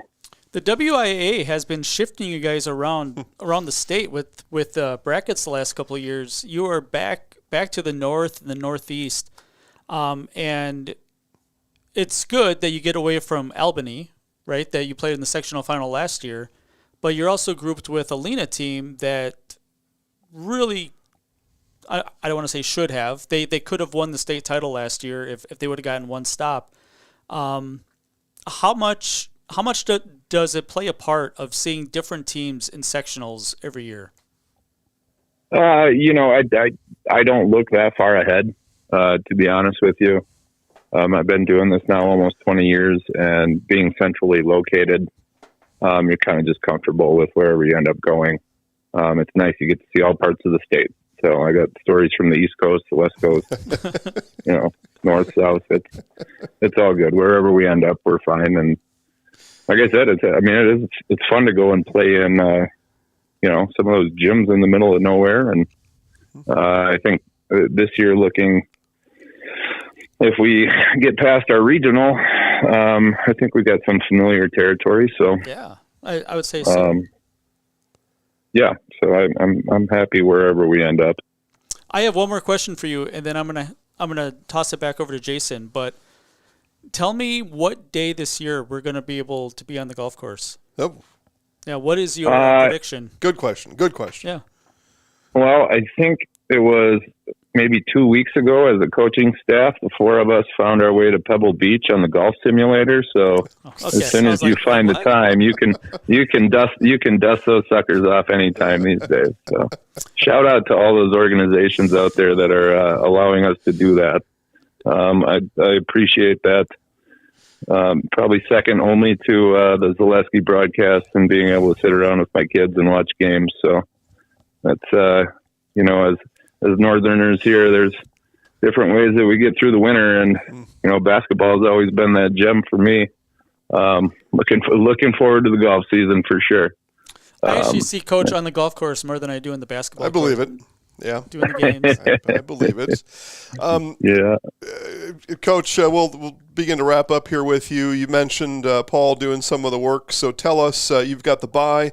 You play the winner of Northland Lutheran and Loyal. Who's headed to Loyal on your coaching staff on Tuesday next week? Well, I feel like I could give Mike Reith a call, and he'd give me the whole rundown on them. So if they come out on top, we've got a good relationship, and either way, I'm sure we'll get a look at her. And I don't know. Did you say it was Tuesday night? Yeah, next week Tuesday. Yeah. Got to sort out the kid situation, but I know Loyal's got good popcorn. So, or where do we go? North? Did you say it was at Loyal? Northland at Loyal. At Loyal. Okay, very good. Yeah, they just got to watch themselves. I know they set off fire alarms every once in a while with their popcorn. So. I love it. Well, Coach, we'll be watching your game against Stratford this week. Dan had alluded to that earlier. That's a big one. That'll be live here on our network, and then we look forward to the playoffs next week. Best of luck going forward. Excellent. Thank you guys so much for all you do. You're welcome. Thank you. Kent had a comment here asking about Lakeland and Rice Lake, who we give the edge to. Again, Rice Lake beat them. Well, they did, but talking to Coach Josh Howe, Mosinee feels they've got an edge in there, and we're going to learn some things about Rice Lake tomorrow night. They come to Mosinee. That's one that's going to be on my main TV in my living room, watching that one. As I got a lot of book work to do. I got to go through all these papers here, and that's going to be tomorrow. That's the best I can give you. I never bet against the Wilmettes. That I know for sure. I know Rice Lake is really good. What a race that'll be in that Division II Section 1. That'll be a good one. Yeah, and the top three teams that we've talked about feel pretty even, right? And we don't see threes beating ones a whole lot, right? Since we went to seeding here in high school basketball. But I think that Mosinee, given that their two losses to Lakeland were both close and a little bit in the past, right? And Coach told us that his team is playing better and better and better.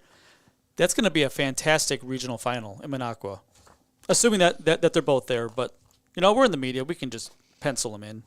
I'm good with doing a little more than pencil, I think. Pen. Okay, I think so.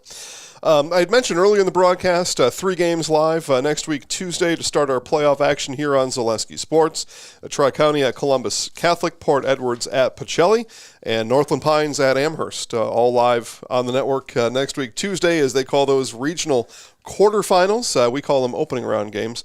I don't know. I don't know what they call it in Division I. If you call that a play-in, I mean, everybody's in, but that's I guess it's a regional quarterfinal on those 15, regional 18. Semifinal.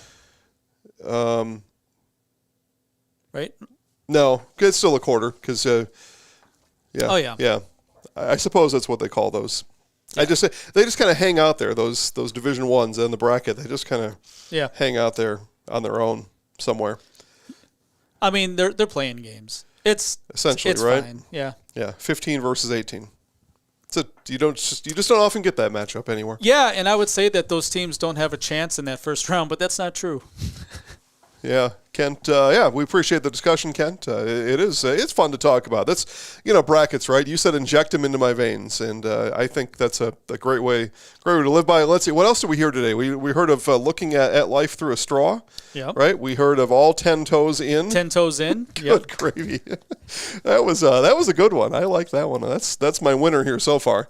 10 toes in. We'll see if we can get better as we're close to bringing this whole thing in for a landing. We stay in Division 5 coming up in just a few minutes. Not quite ready for it yet, but Derik Doescher of Albany Monticello, the Space Ponies. For this. I am excited for the next two. The Space Ponies, baby. And Tim Goldschmidt of Lena.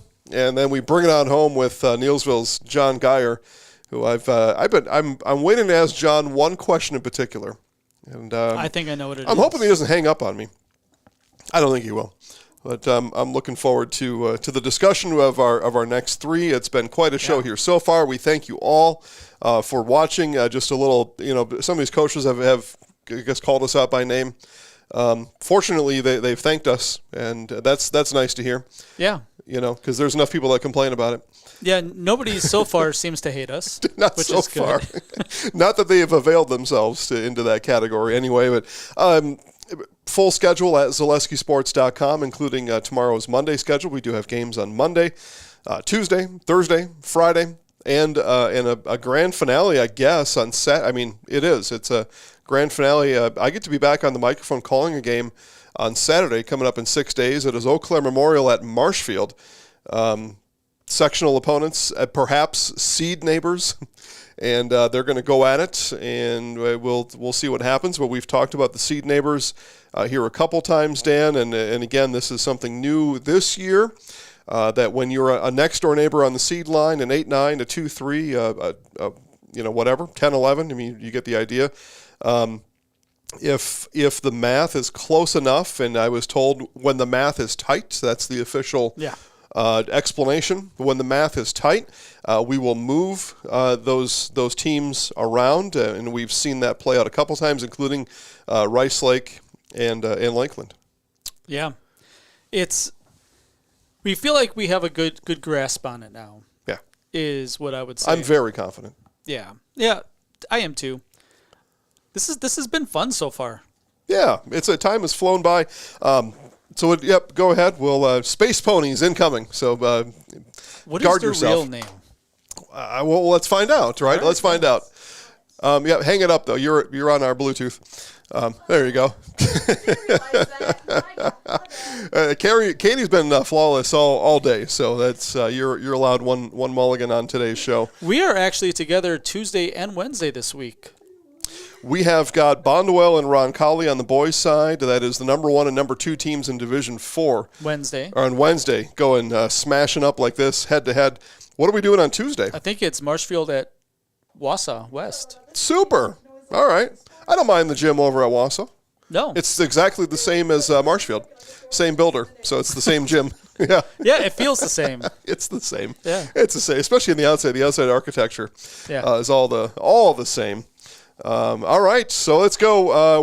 Let's get into some Space Ponies action here as we bring in Albany Monticello head basketball coach Derik Doescher. Derik, do I have that right?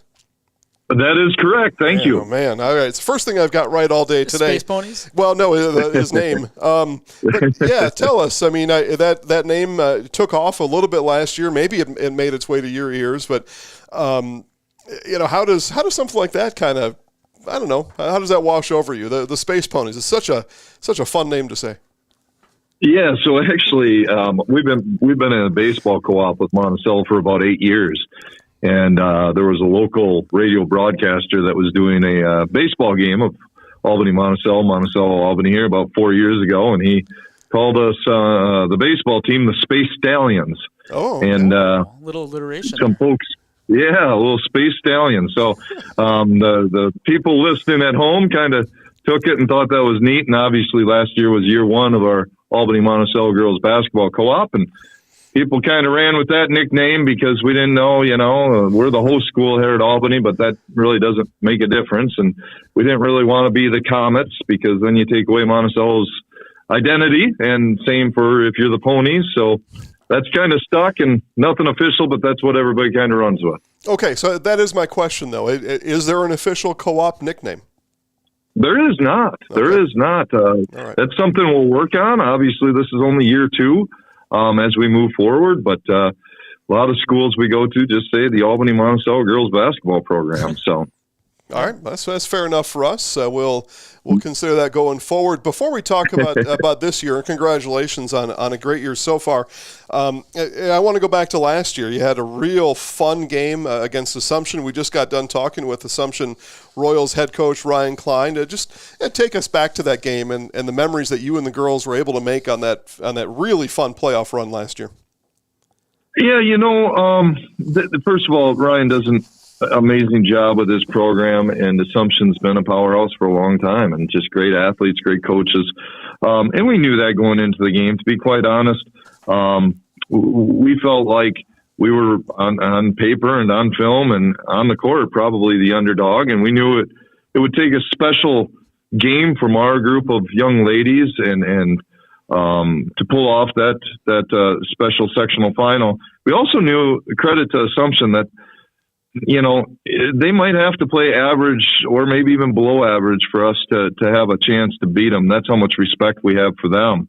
And, Ryan would be able to tell you better, and he probably wouldn't admit it because he's very humble. But I don't think Assumption played their best game last year when they played us. I think we played really, really well, and the stars lined up. And that's something that we knew we would have to have happen, and it did. And I've told everybody that tournament journey, it takes a lot. It takes, you got to stay healthy, no injuries, no sicknesses, no bugs.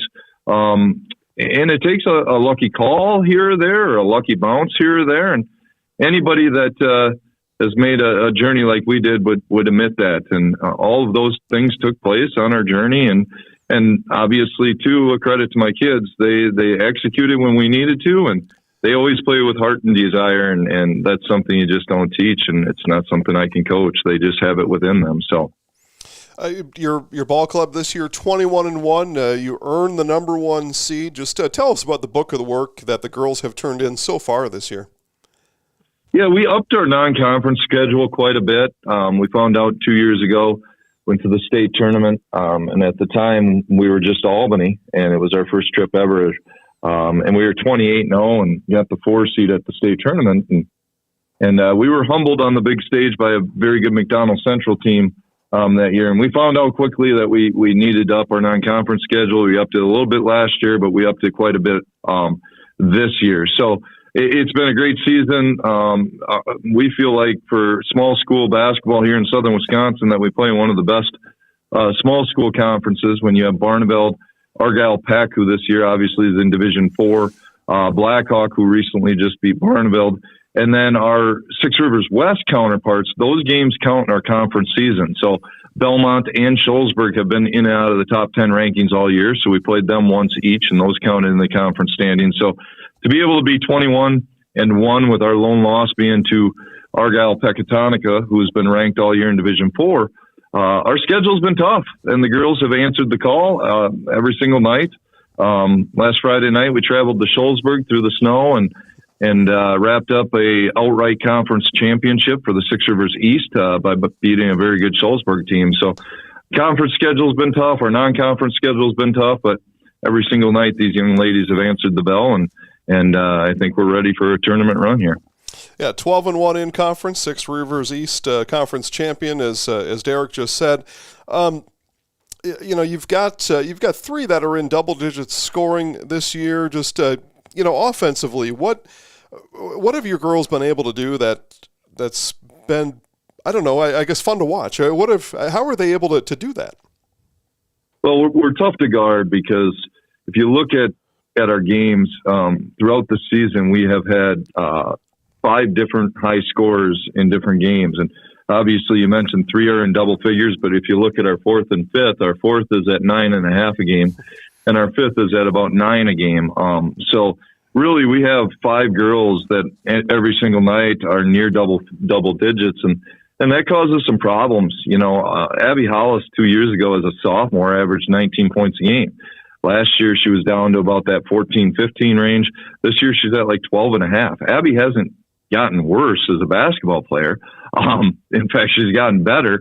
It's just her role is different than it was 2 years ago. She doesn't get as many shots up, but she facilitates the ball a lot more. She has about a 4.5, 5 per game assist. So we just share the basketball very well. That's if you watch us play, that's what we do. Any given night, it's different players stepping up, and some nights it's just all of us in that 10 to 14 range, which makes it very tough to scout and guard, because it's not like we have a girl averaging 25 and then it drops to 10. We have 5, 6 girls, and one of those girls is a freshman that came on the scene this year, and Heidi Olson, Molly's sister. So we just have a lot of different weapons, and they share the basketball and they play really well together. Coach, in Division 5, you don't run across a whole lot of teams that have more than 2 offensive options sometimes. So you've been able to use those girls. They've been able to play effectively. As the playoffs, though, progress, as you learned out last year, each stage gets tougher and tougher, and things get a little bit more equal. What did you and the girls learn last year that'll help you as you progress this year to know every stage is a level up? Yeah, great question. It's just, for 15 to 18-year-old student athletes to be in those environments, big gyms, loud gyms, a lot on the line, those experiences and those magnitude of those games the last 2-3 years are huge for us. So we will really lean on our senior experience with Abby Hollis and Delana Trumpy, who have been there, done that. Molly Olson's a junior, but lots of experience, and then Ann Ellinger, a senior. So we'll lean on those girls quite a bit. But they know what to expect, throughout the season. Just our program, we really focus each game on every opponent and respecting that opponent to its fullest. And we never find ourselves looking ahead. So that's what you got to do in the tournament. It's one game at a time, and everybody knows you lose and you go home. So I think we're well equipped with that, with the experiences that these young ladies have had, and just like I said, the culture we built in this program, that we respect each and every opponent and take every opponent serious. And we're going to try and make this journey last as long as it can for our seniors.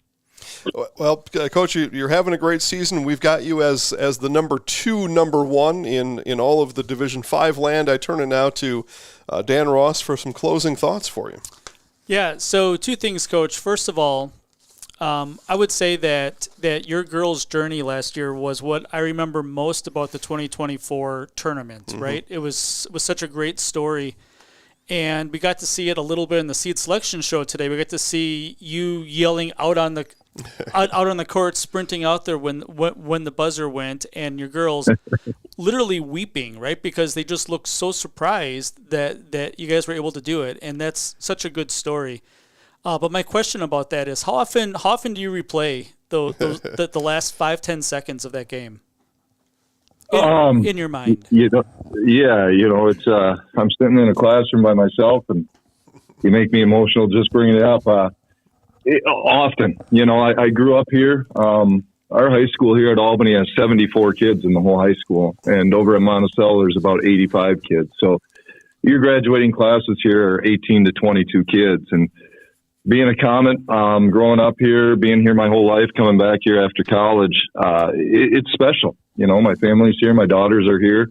My 3 daughters are managers. They look up to these young ladies every single night. So, I found myself after that tournament, not that you don't think your girls can do it, because obviously we believe in them and we did, but, it's every kid's dream. It's every adult's dream. It's a coach's dream. It's a student athlete's dream to win a state championship. And yet it is so difficult to do. Like you said earlier, everything has to line up, and it did. And it's a credit to the fortitude of these young ladies. But what it meant to these 2 communities for the last year was absolutely amazing. Bringing people down, bringing people together on down days, and just lifting them up through the game of basketball. And so it comes up often. You walk by the trophy case. That's something that's going to be there forever. We go into the gym, and we've got a huge a picture on the wall of the team at the state tournament. So those are always reminders, and it's pretty neat that those reminders will always be here in these 2 small communities. Absolutely. My last question for you, Coach, a little background here. After the seasons are over, we like to do math here at Zaleski Sports, right? On our website, we keep track of the seed scores throughout the year. So in the future, if you're ever curious about where you're at, you can come to the website, and we keep track of the seed scores, and they're accurate, right? Okay, sure. And after the season, we do the math on the performance factors and stuff, and we didn't peg you to be in Division 5 this year, right? Because of the performance factors, and it's good that there is an appeal part of it. Can you give us a little bit of insight into how that process played out and why you're Division 5 this year? Yeah, absolutely. So as the athletic director of the school too, I'm in a unique situation, writing that appeal. To be honest with you, I told the WIA, if this wasn't a team or 2 programs, 2 communities that would successfully win that appeal, I don't know if there would ever be one. And the reason I say that is you don't get any more rural than Albany and Monticello. Small town, Wisconsin, farmland. We don't have any major cities near us for any resources. We have 1 gymnasium in our school here, playable gymnasium, and that's it. We don't have YMCAs or AAU resources. The kids got to go to Milwaukee or Madison to do those things. The other big factor that I tried to get across was every single student athlete on our roster is an Albany student or a Monticello student. We don't have any open enrolled students that have came from other towns. And that's all okay. I'm not, pointing the finger at anybody because the rules allow you to do that. I'm just saying we're homegrown. Everything's here in Albany. Everything's in Monticello. And it's just a bunch of kids that have worked hard for the success that they've had the last few years. And I didn't feel like they should be penalized for that success. So like I said, once again, if our appeal wasn't successful, I don't know where you would find one, considering all those factors. And so we were fortunate. We were thankful, that the WIA allowed that appeal to be successful. And we feel that it's very fair, from our standpoint. So, there might be people out there that think differently, and that's okay. That's their prerogative. But like I said, I would argue that it's just it's because of the hard work these ladies have put in, and that's the reason that we've had the success. Albany, Monticello, I'll say, the Space Ponies, Coach Derik Doescher, best of luck going forward. Thanks for the time today. Yeah, I really appreciate the coverage, and thanks for all you do for all the student athletes in the state of Wisconsin. Thanks, Coach. You bet. Yeah, I appreciate the transparency there from Coach on that answer, because it's the performance factor is still new in this state. New. Yep. And obviously, it's been the only appeal that's been approved. There haven't been many. There's only been a few that have appealed to that. But this is the first year where teams actually got bumped up, right? In basketball, yes. Okay. Right. Yeah. So. Yeah, all right. Well, good. Well, boy, and you talk about a story, right? Our next coach has got a great story as well. The Lena Wildcats. I got to call the game. Sectional final last year, right? In Anago, a sectional final. I didn't hear it this year. Maybe I have to go back and watch. But last year they were Antigo. But at Anago, and I got pizza, soda and ice cream delivered to us in the press box, coming out of nowhere. Yeah. All I did, Dan, is I was taking some time during the timeout. I had mentioned that I had called a sectional final in Wisconsin Dells earlier that day, and the company helicopter took us to Anago and called a second sectional final, and I just didn't have time to eat. I was just talking about during the timeout, and all of a sudden, poof, there's no DoorDash, as you know, in Anago, but here somebody from that was listening online or watching sent us food. You are a celebrity, right? I don't know about that. Celebrities get handed things. I've yet to see the real proof of that. I have never had someone bring me food on the call, unless I'm with you. Okay, fair enough. Let's move on. We've got Lena Wildcats head coach Tim Goldschmidt here. Tim, I was just recalling a story from last year, and that's why I want to start with you. I had the pleasure of having the play-by-play call of your sectional final game over at Pittsville last year. So let's start with that. Just tell us about the memories of playing at the Resch and playing very meaningful games, minutes, and seconds at the Resch Center last year. Yeah, it was a great experience for everybody. We had great support, not just from our community, but from our conference and surrounding communities.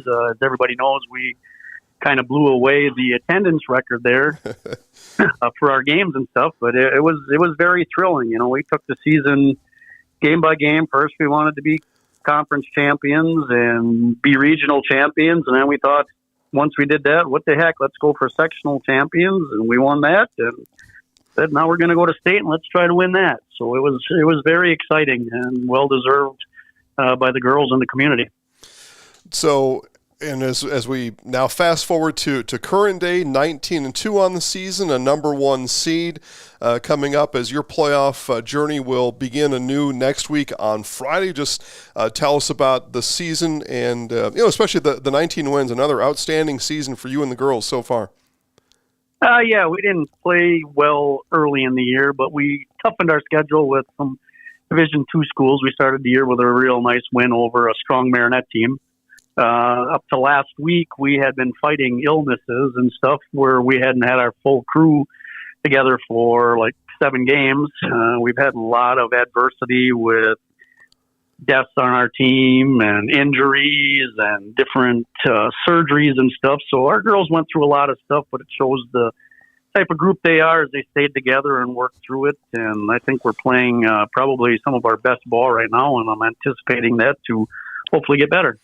You've got a real advantage, especially as it pertains to Division 5. So relatively speaking, you've got a lot of height in your division, and you've got 6'1" Eva Brooks. She's committed to Winona State for next year. Just tell us about the luxury of being able to coach something you have no control over, and that's the height of your roster. Yes, it's very. Both of our girls, 5'10", 5'11", Maddie, and then Eva. They're both very good basketball players. I can play inside and outside. A lot of teams like to zone us, but when I put them two down low on the bottom of a zone, it's hard to stop the two of them because they know each other so well. So yes, as a coach, it's a great luxury, and we can do a lot of different things and get matches that we use to our advantage. So take a look at the bracket upcoming. Again, you're the number one seed. That gives you the pleasure of a first-round bye. You await the winner of Green Bay New Lutheran as they travel over to Suring. who on your staff, I'm 0 for 12 today on this question, Coach, but who on your staff is headed over to Suring next week on Tuesday? Nobody. Oh! All right, tell us why. How do you prepare for that game? Tell us why. This day and age, you can pretty much find any game on the computer to watch, and I'm one of those that I prepare myself and I watch a lot of film and stuff. I've seen NEW, Lutheran, and Suring personally because we've played them both. We're playing Suring again on Friday, and I've watched different film on them, so we just get prepared that way. It seems too easy, these fan-dangled computers. It does. Too easy sometimes.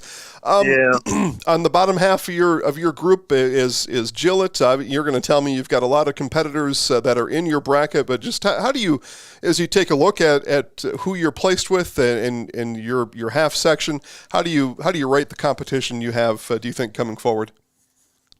Again, our 1 through 4 are 3 teams that came from our conference that we've played before. We got Oneida if we keep winning out, and they do for a regional final. They've given us one of our losses where we didn't play well and had chances to win there, but then we got them back by 17 the second time. Gillett is young and up and coming. Another team that struggles against us a little bit because they don't have the height to match up with us. And then, of course, Sevastopol's over there on that side, too, that plays in a tough Packerland conference with a quality team, Kewanee and Algoma over there. So it'd be very interesting and competitive for us.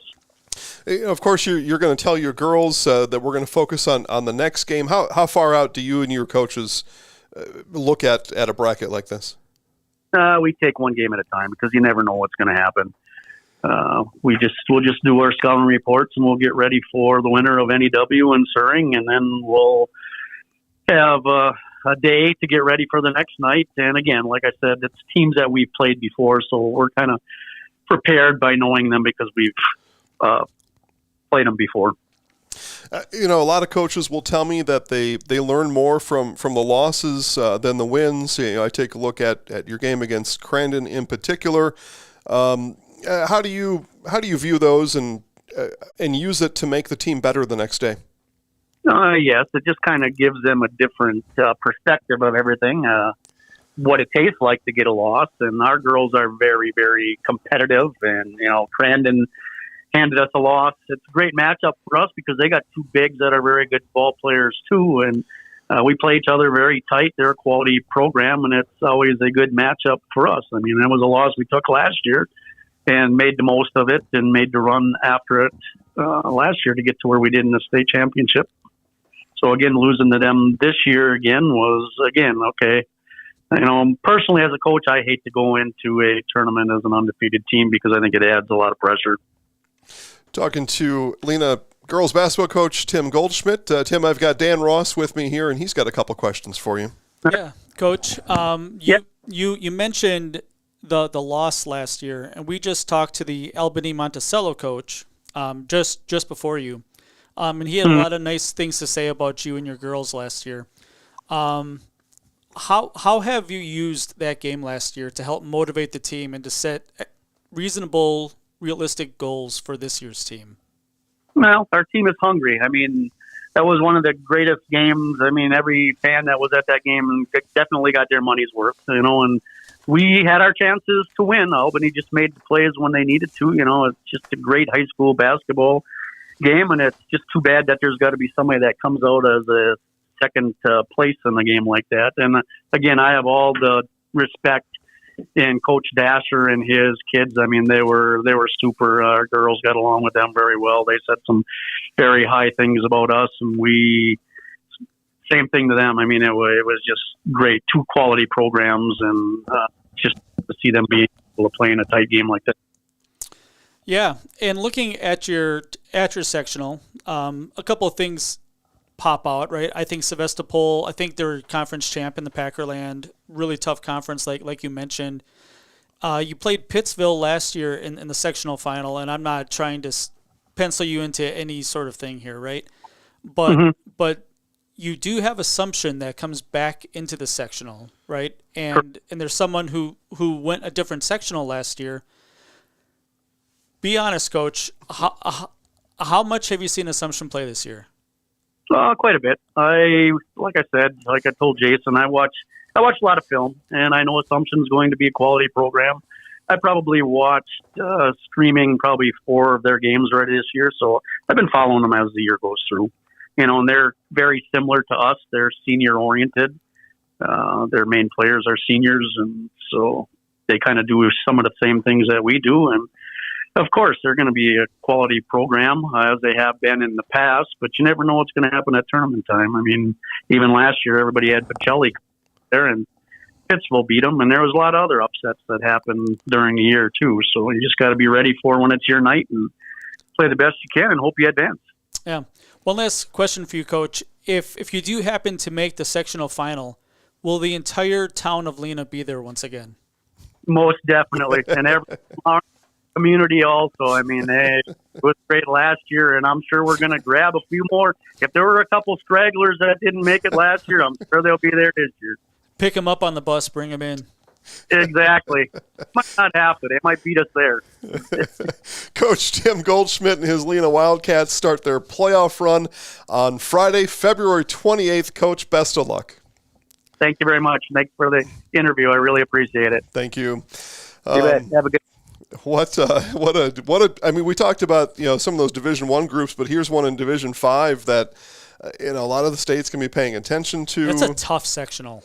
I don't have a prediction there, but we line them up back to back like that I guess in this case somewhat 3 in a row, but I look forward to watching it. Assumption, Pacelli, Almond, Pittsville, Lena. Yeah, really that's good. The lineup, right? And yeah. you talked about Sevastopol and Gillett is hanging around down there. Lena's got that height though, and I got to see that right in front of my eyes for 36 minutes last year, and it's hard to deal with it. Yeah, and we just talked to the Space Ponies, and they have a really tough sectional final. I think their half of the sectional lines up really well for them. You're talking about Sheboygan Lutheran. Sheboygan Lutheran and Lourdes Academy both. And that's going to be a really good sectional semifinal in the top half of that bracket. And I assume that Albany is going to be there in the sectional final, but that is going to be a dogfight. Well, he said Derik said we got dogs. He did say that. So, all right, we'll find out. He's right? a dog. She's a dog. Dog. That's right. They are scheduled to play that Space Ponies and Lutherans game at Beaver Dam on March 8th. Scheduled, right? TBD, opponents and everything. That seems in the middle. It's a reasonable place. Yeah. Beaver Dam. Yeah, my friend Wade is over in Beaver Dam. So go ahead. Let's. He'll usually answer the phone early, Coach Gaier. Especially you said he's at a youth basketball tournament today. Yeah, he's wanting to get out of there. Yeah, I got to take the call. Sorry, got to go. Yeah, we're gonna wrap up this whole thing here in just a matter of 15 minutes or so. But again, thanks to Jason Knott, Eric Wilson, Janel McCarville, Brandon Fanning, Dave Lepisto, Josh Howe, Ryan Klein, Derik Doescher, Tim Goldschmidt, and how can it get better than that? Well, it gets better because the Neillsville Warriors are coming on. Coach Gaier. You talk about the Mount Rushmore of in this case girls basketball coaches. Perhaps John Gaier is on the Mount Rushmore. Let's ask him, John. Where do you? Thanks for joining us. I'm joking, John. But thanks for joining. Congratulations to you and your girls on another fantastic season. You've earned the 1 seed. Just tell us about the season so far. Yeah, well, we're really obviously grateful for the 1 seed. And I don't know how all the metrics work for the computer system that WA uses, but we're grateful for it this year. But it's good to be there. Yeah, we've had a good season. We've played really well at times. We're still growing in some areas, and hopefully we'll continue to do that. But we've got a bunch of really good, hardworking kids, and we got a really good mix of young kids with some of our older kids. So it's a group. It's a good balanced group, and I think this year we have a little bit more depth than we've had in the past. So that is a pleasure to work with as well. So we played a really good, I think, non-conference schedule, which helped us, I hope, get ready for the tournament. But, you know, we also realize that being the number one seed doesn't mean anything if you don't go out and play well. And there's always upsets in the tournament, and you got to be ready every night because it gets tougher every night. Well, Coach, you said that you don't know much about the seed formula and the math. Well, the good news is I do, and I can tell you that that you are the number one, and by a fairly good piece ahead of the Prairie School. I'm not sure how familiar you are with that ball club. You may need to get familiar with them should your tournament progress like you and the girls hope it will. You've been a part of a number of big games over the years, a gold ball and other trips to state. How do you? This is a tough question for me to ask you. I just want to get the words right here. But how do you think the girls value your experience when you're talking to them, especially come playoff time?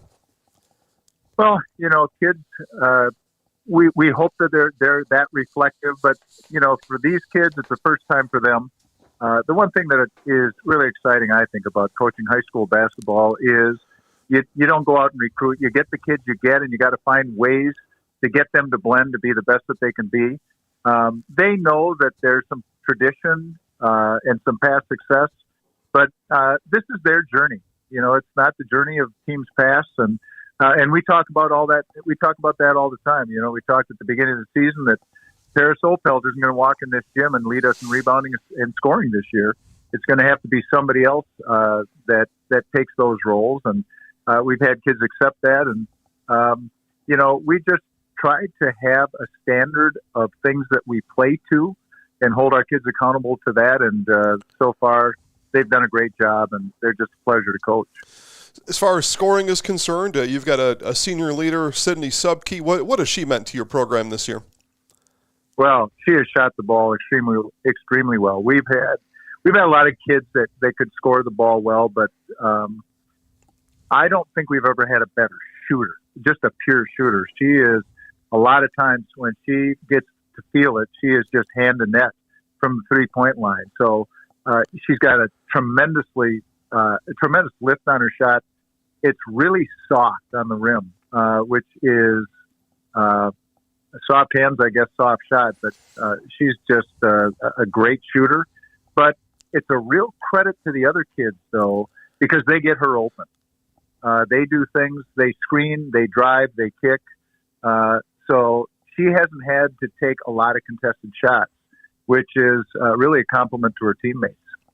I want to talk about your schedule coming up this week, and then we'll get into some playoff talk here a little bit. But, of course, you've still got games left this week, and those are important to get ready for the playoffs. Toma, tomorrow, they've maybe not had the season that they thought they were going to have.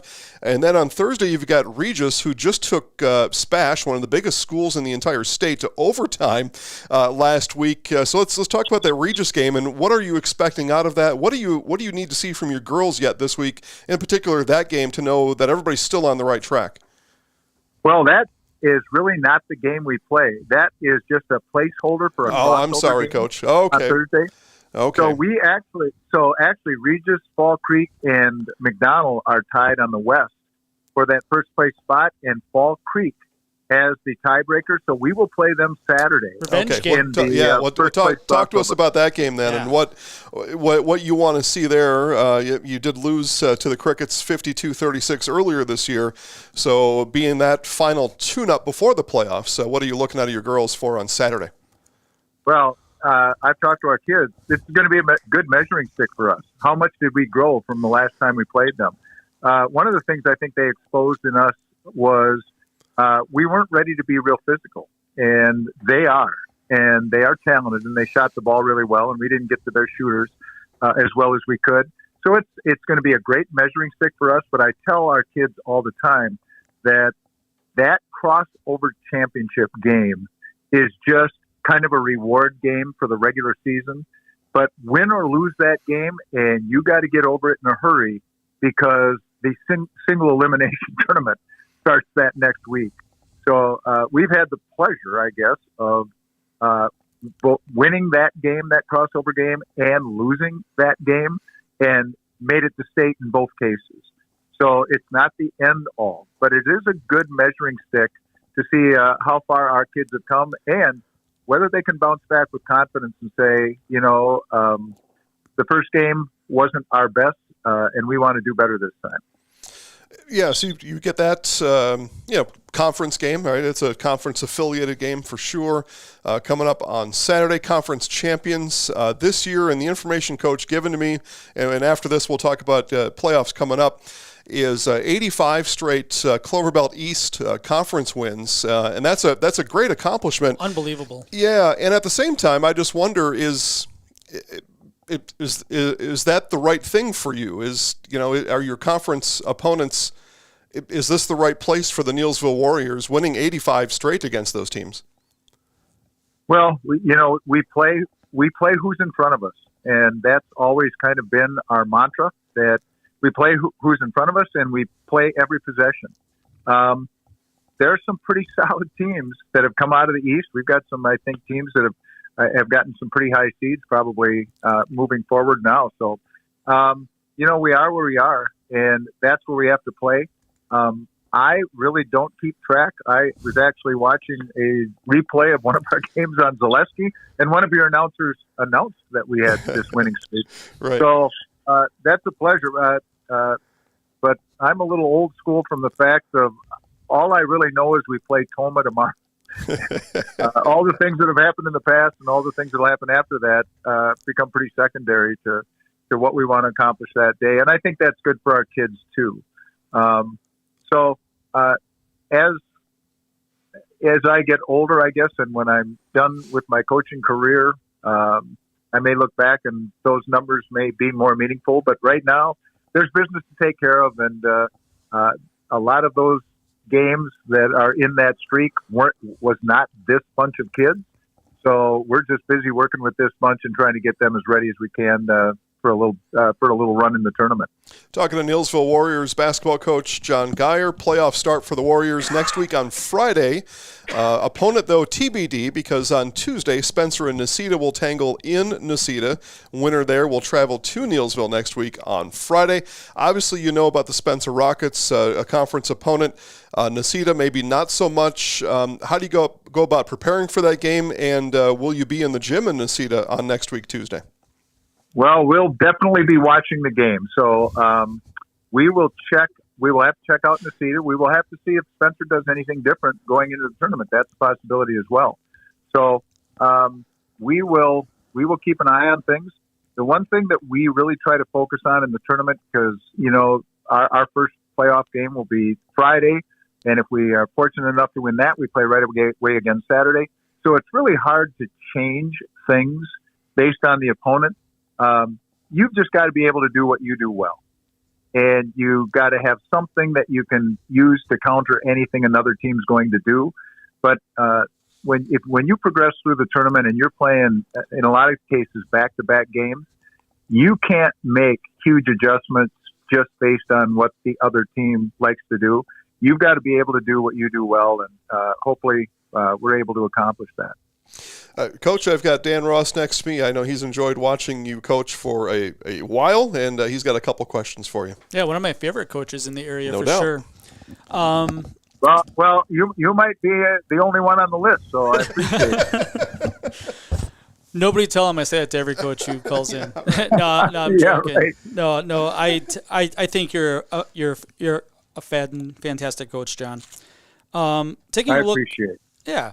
Taking a look at your sectional, the sectional lines, especially this year, kind of right in the middle of our area, right? And there was an opportunity for you to probably go like to northwest or southwest, and it looks like you're in the same sectional as Bangor and Aquinas, right? Which two traditionally really, really tough teams.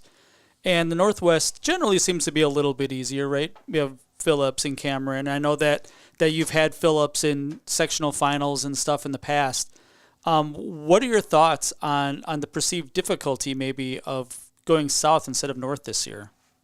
Well, I saw that our sectional is just a gauntlet. I mean, there's you mentioned Bangor, Cuba City is in there. Aquinas is in our sectional. That if we're fortunate enough to win the regional and they win theirs, we would see Aquinas in the semifinal of the sectional game, and then potentially Cuba City or Mineral Point.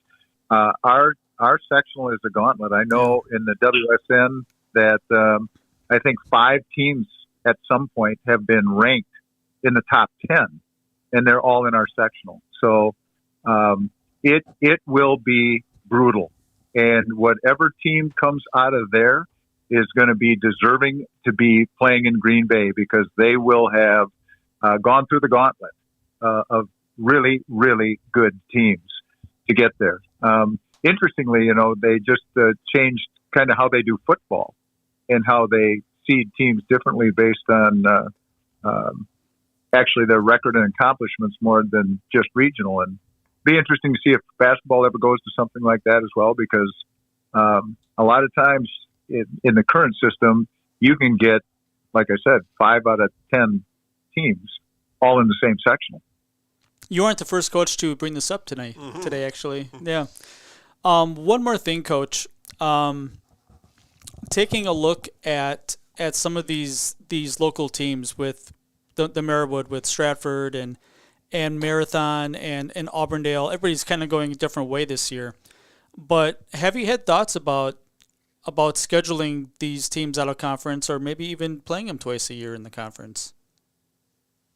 Well, we'll play who we play. Our non-conference schedule, like I said, has been pretty good with Assumption and Mosinee and all the other teams that we Fall Creek, Regis, McDonald. All of those teams are pretty strong teams, which were great tests for us. So again, we play who's in front of us, but all of those teams would be a great challenge for us. And if that's the way it works out at some point, then that is who we will play and try our best to be ready for them. Well, one last question, Coach. We got to see a fantastic game, I think last Monday or 2 Mondays ago? I lose track of time. When Assumption came into your gym, a 1-point game. I think I know you as a coach, what you took from that, but what did the girls take from having a really tough, really close one-possession game where you have a chance to diagram the winning play in the huddle? Because you don't get that a lot in the conference, right? And right. Even getting a non-conference game late in the season is really important. So having a really tight game against a really good team, how does that prepare you? Well, I tell our kids all the time, we either win or we learn. And we always talk about how do we reflect on what we would do different based on that game. There were some defensive things I thought that we should have done differently. We let the schoolie girl really get loose a couple times, but she is a dynamic player and a really, really good kid. So I reflected on that, and I went back the next day and I said, girls, I wouldn't have done a lot differently other than make some defensive adjustments to get the schoolie girl stopped. I said, we had a 2-point lead with 43 seconds left to play. We handled their press, and we got fouled, and we went to the line and missed 5 straight free throws. So takeaway from that is somebody's got to be ready to step up and make plays in a game like that. The play that we diagrammed, I didn't know exactly what they would do coming out of it, but we ran a stagger for Maddie Dable to try to get her downhill on a drive.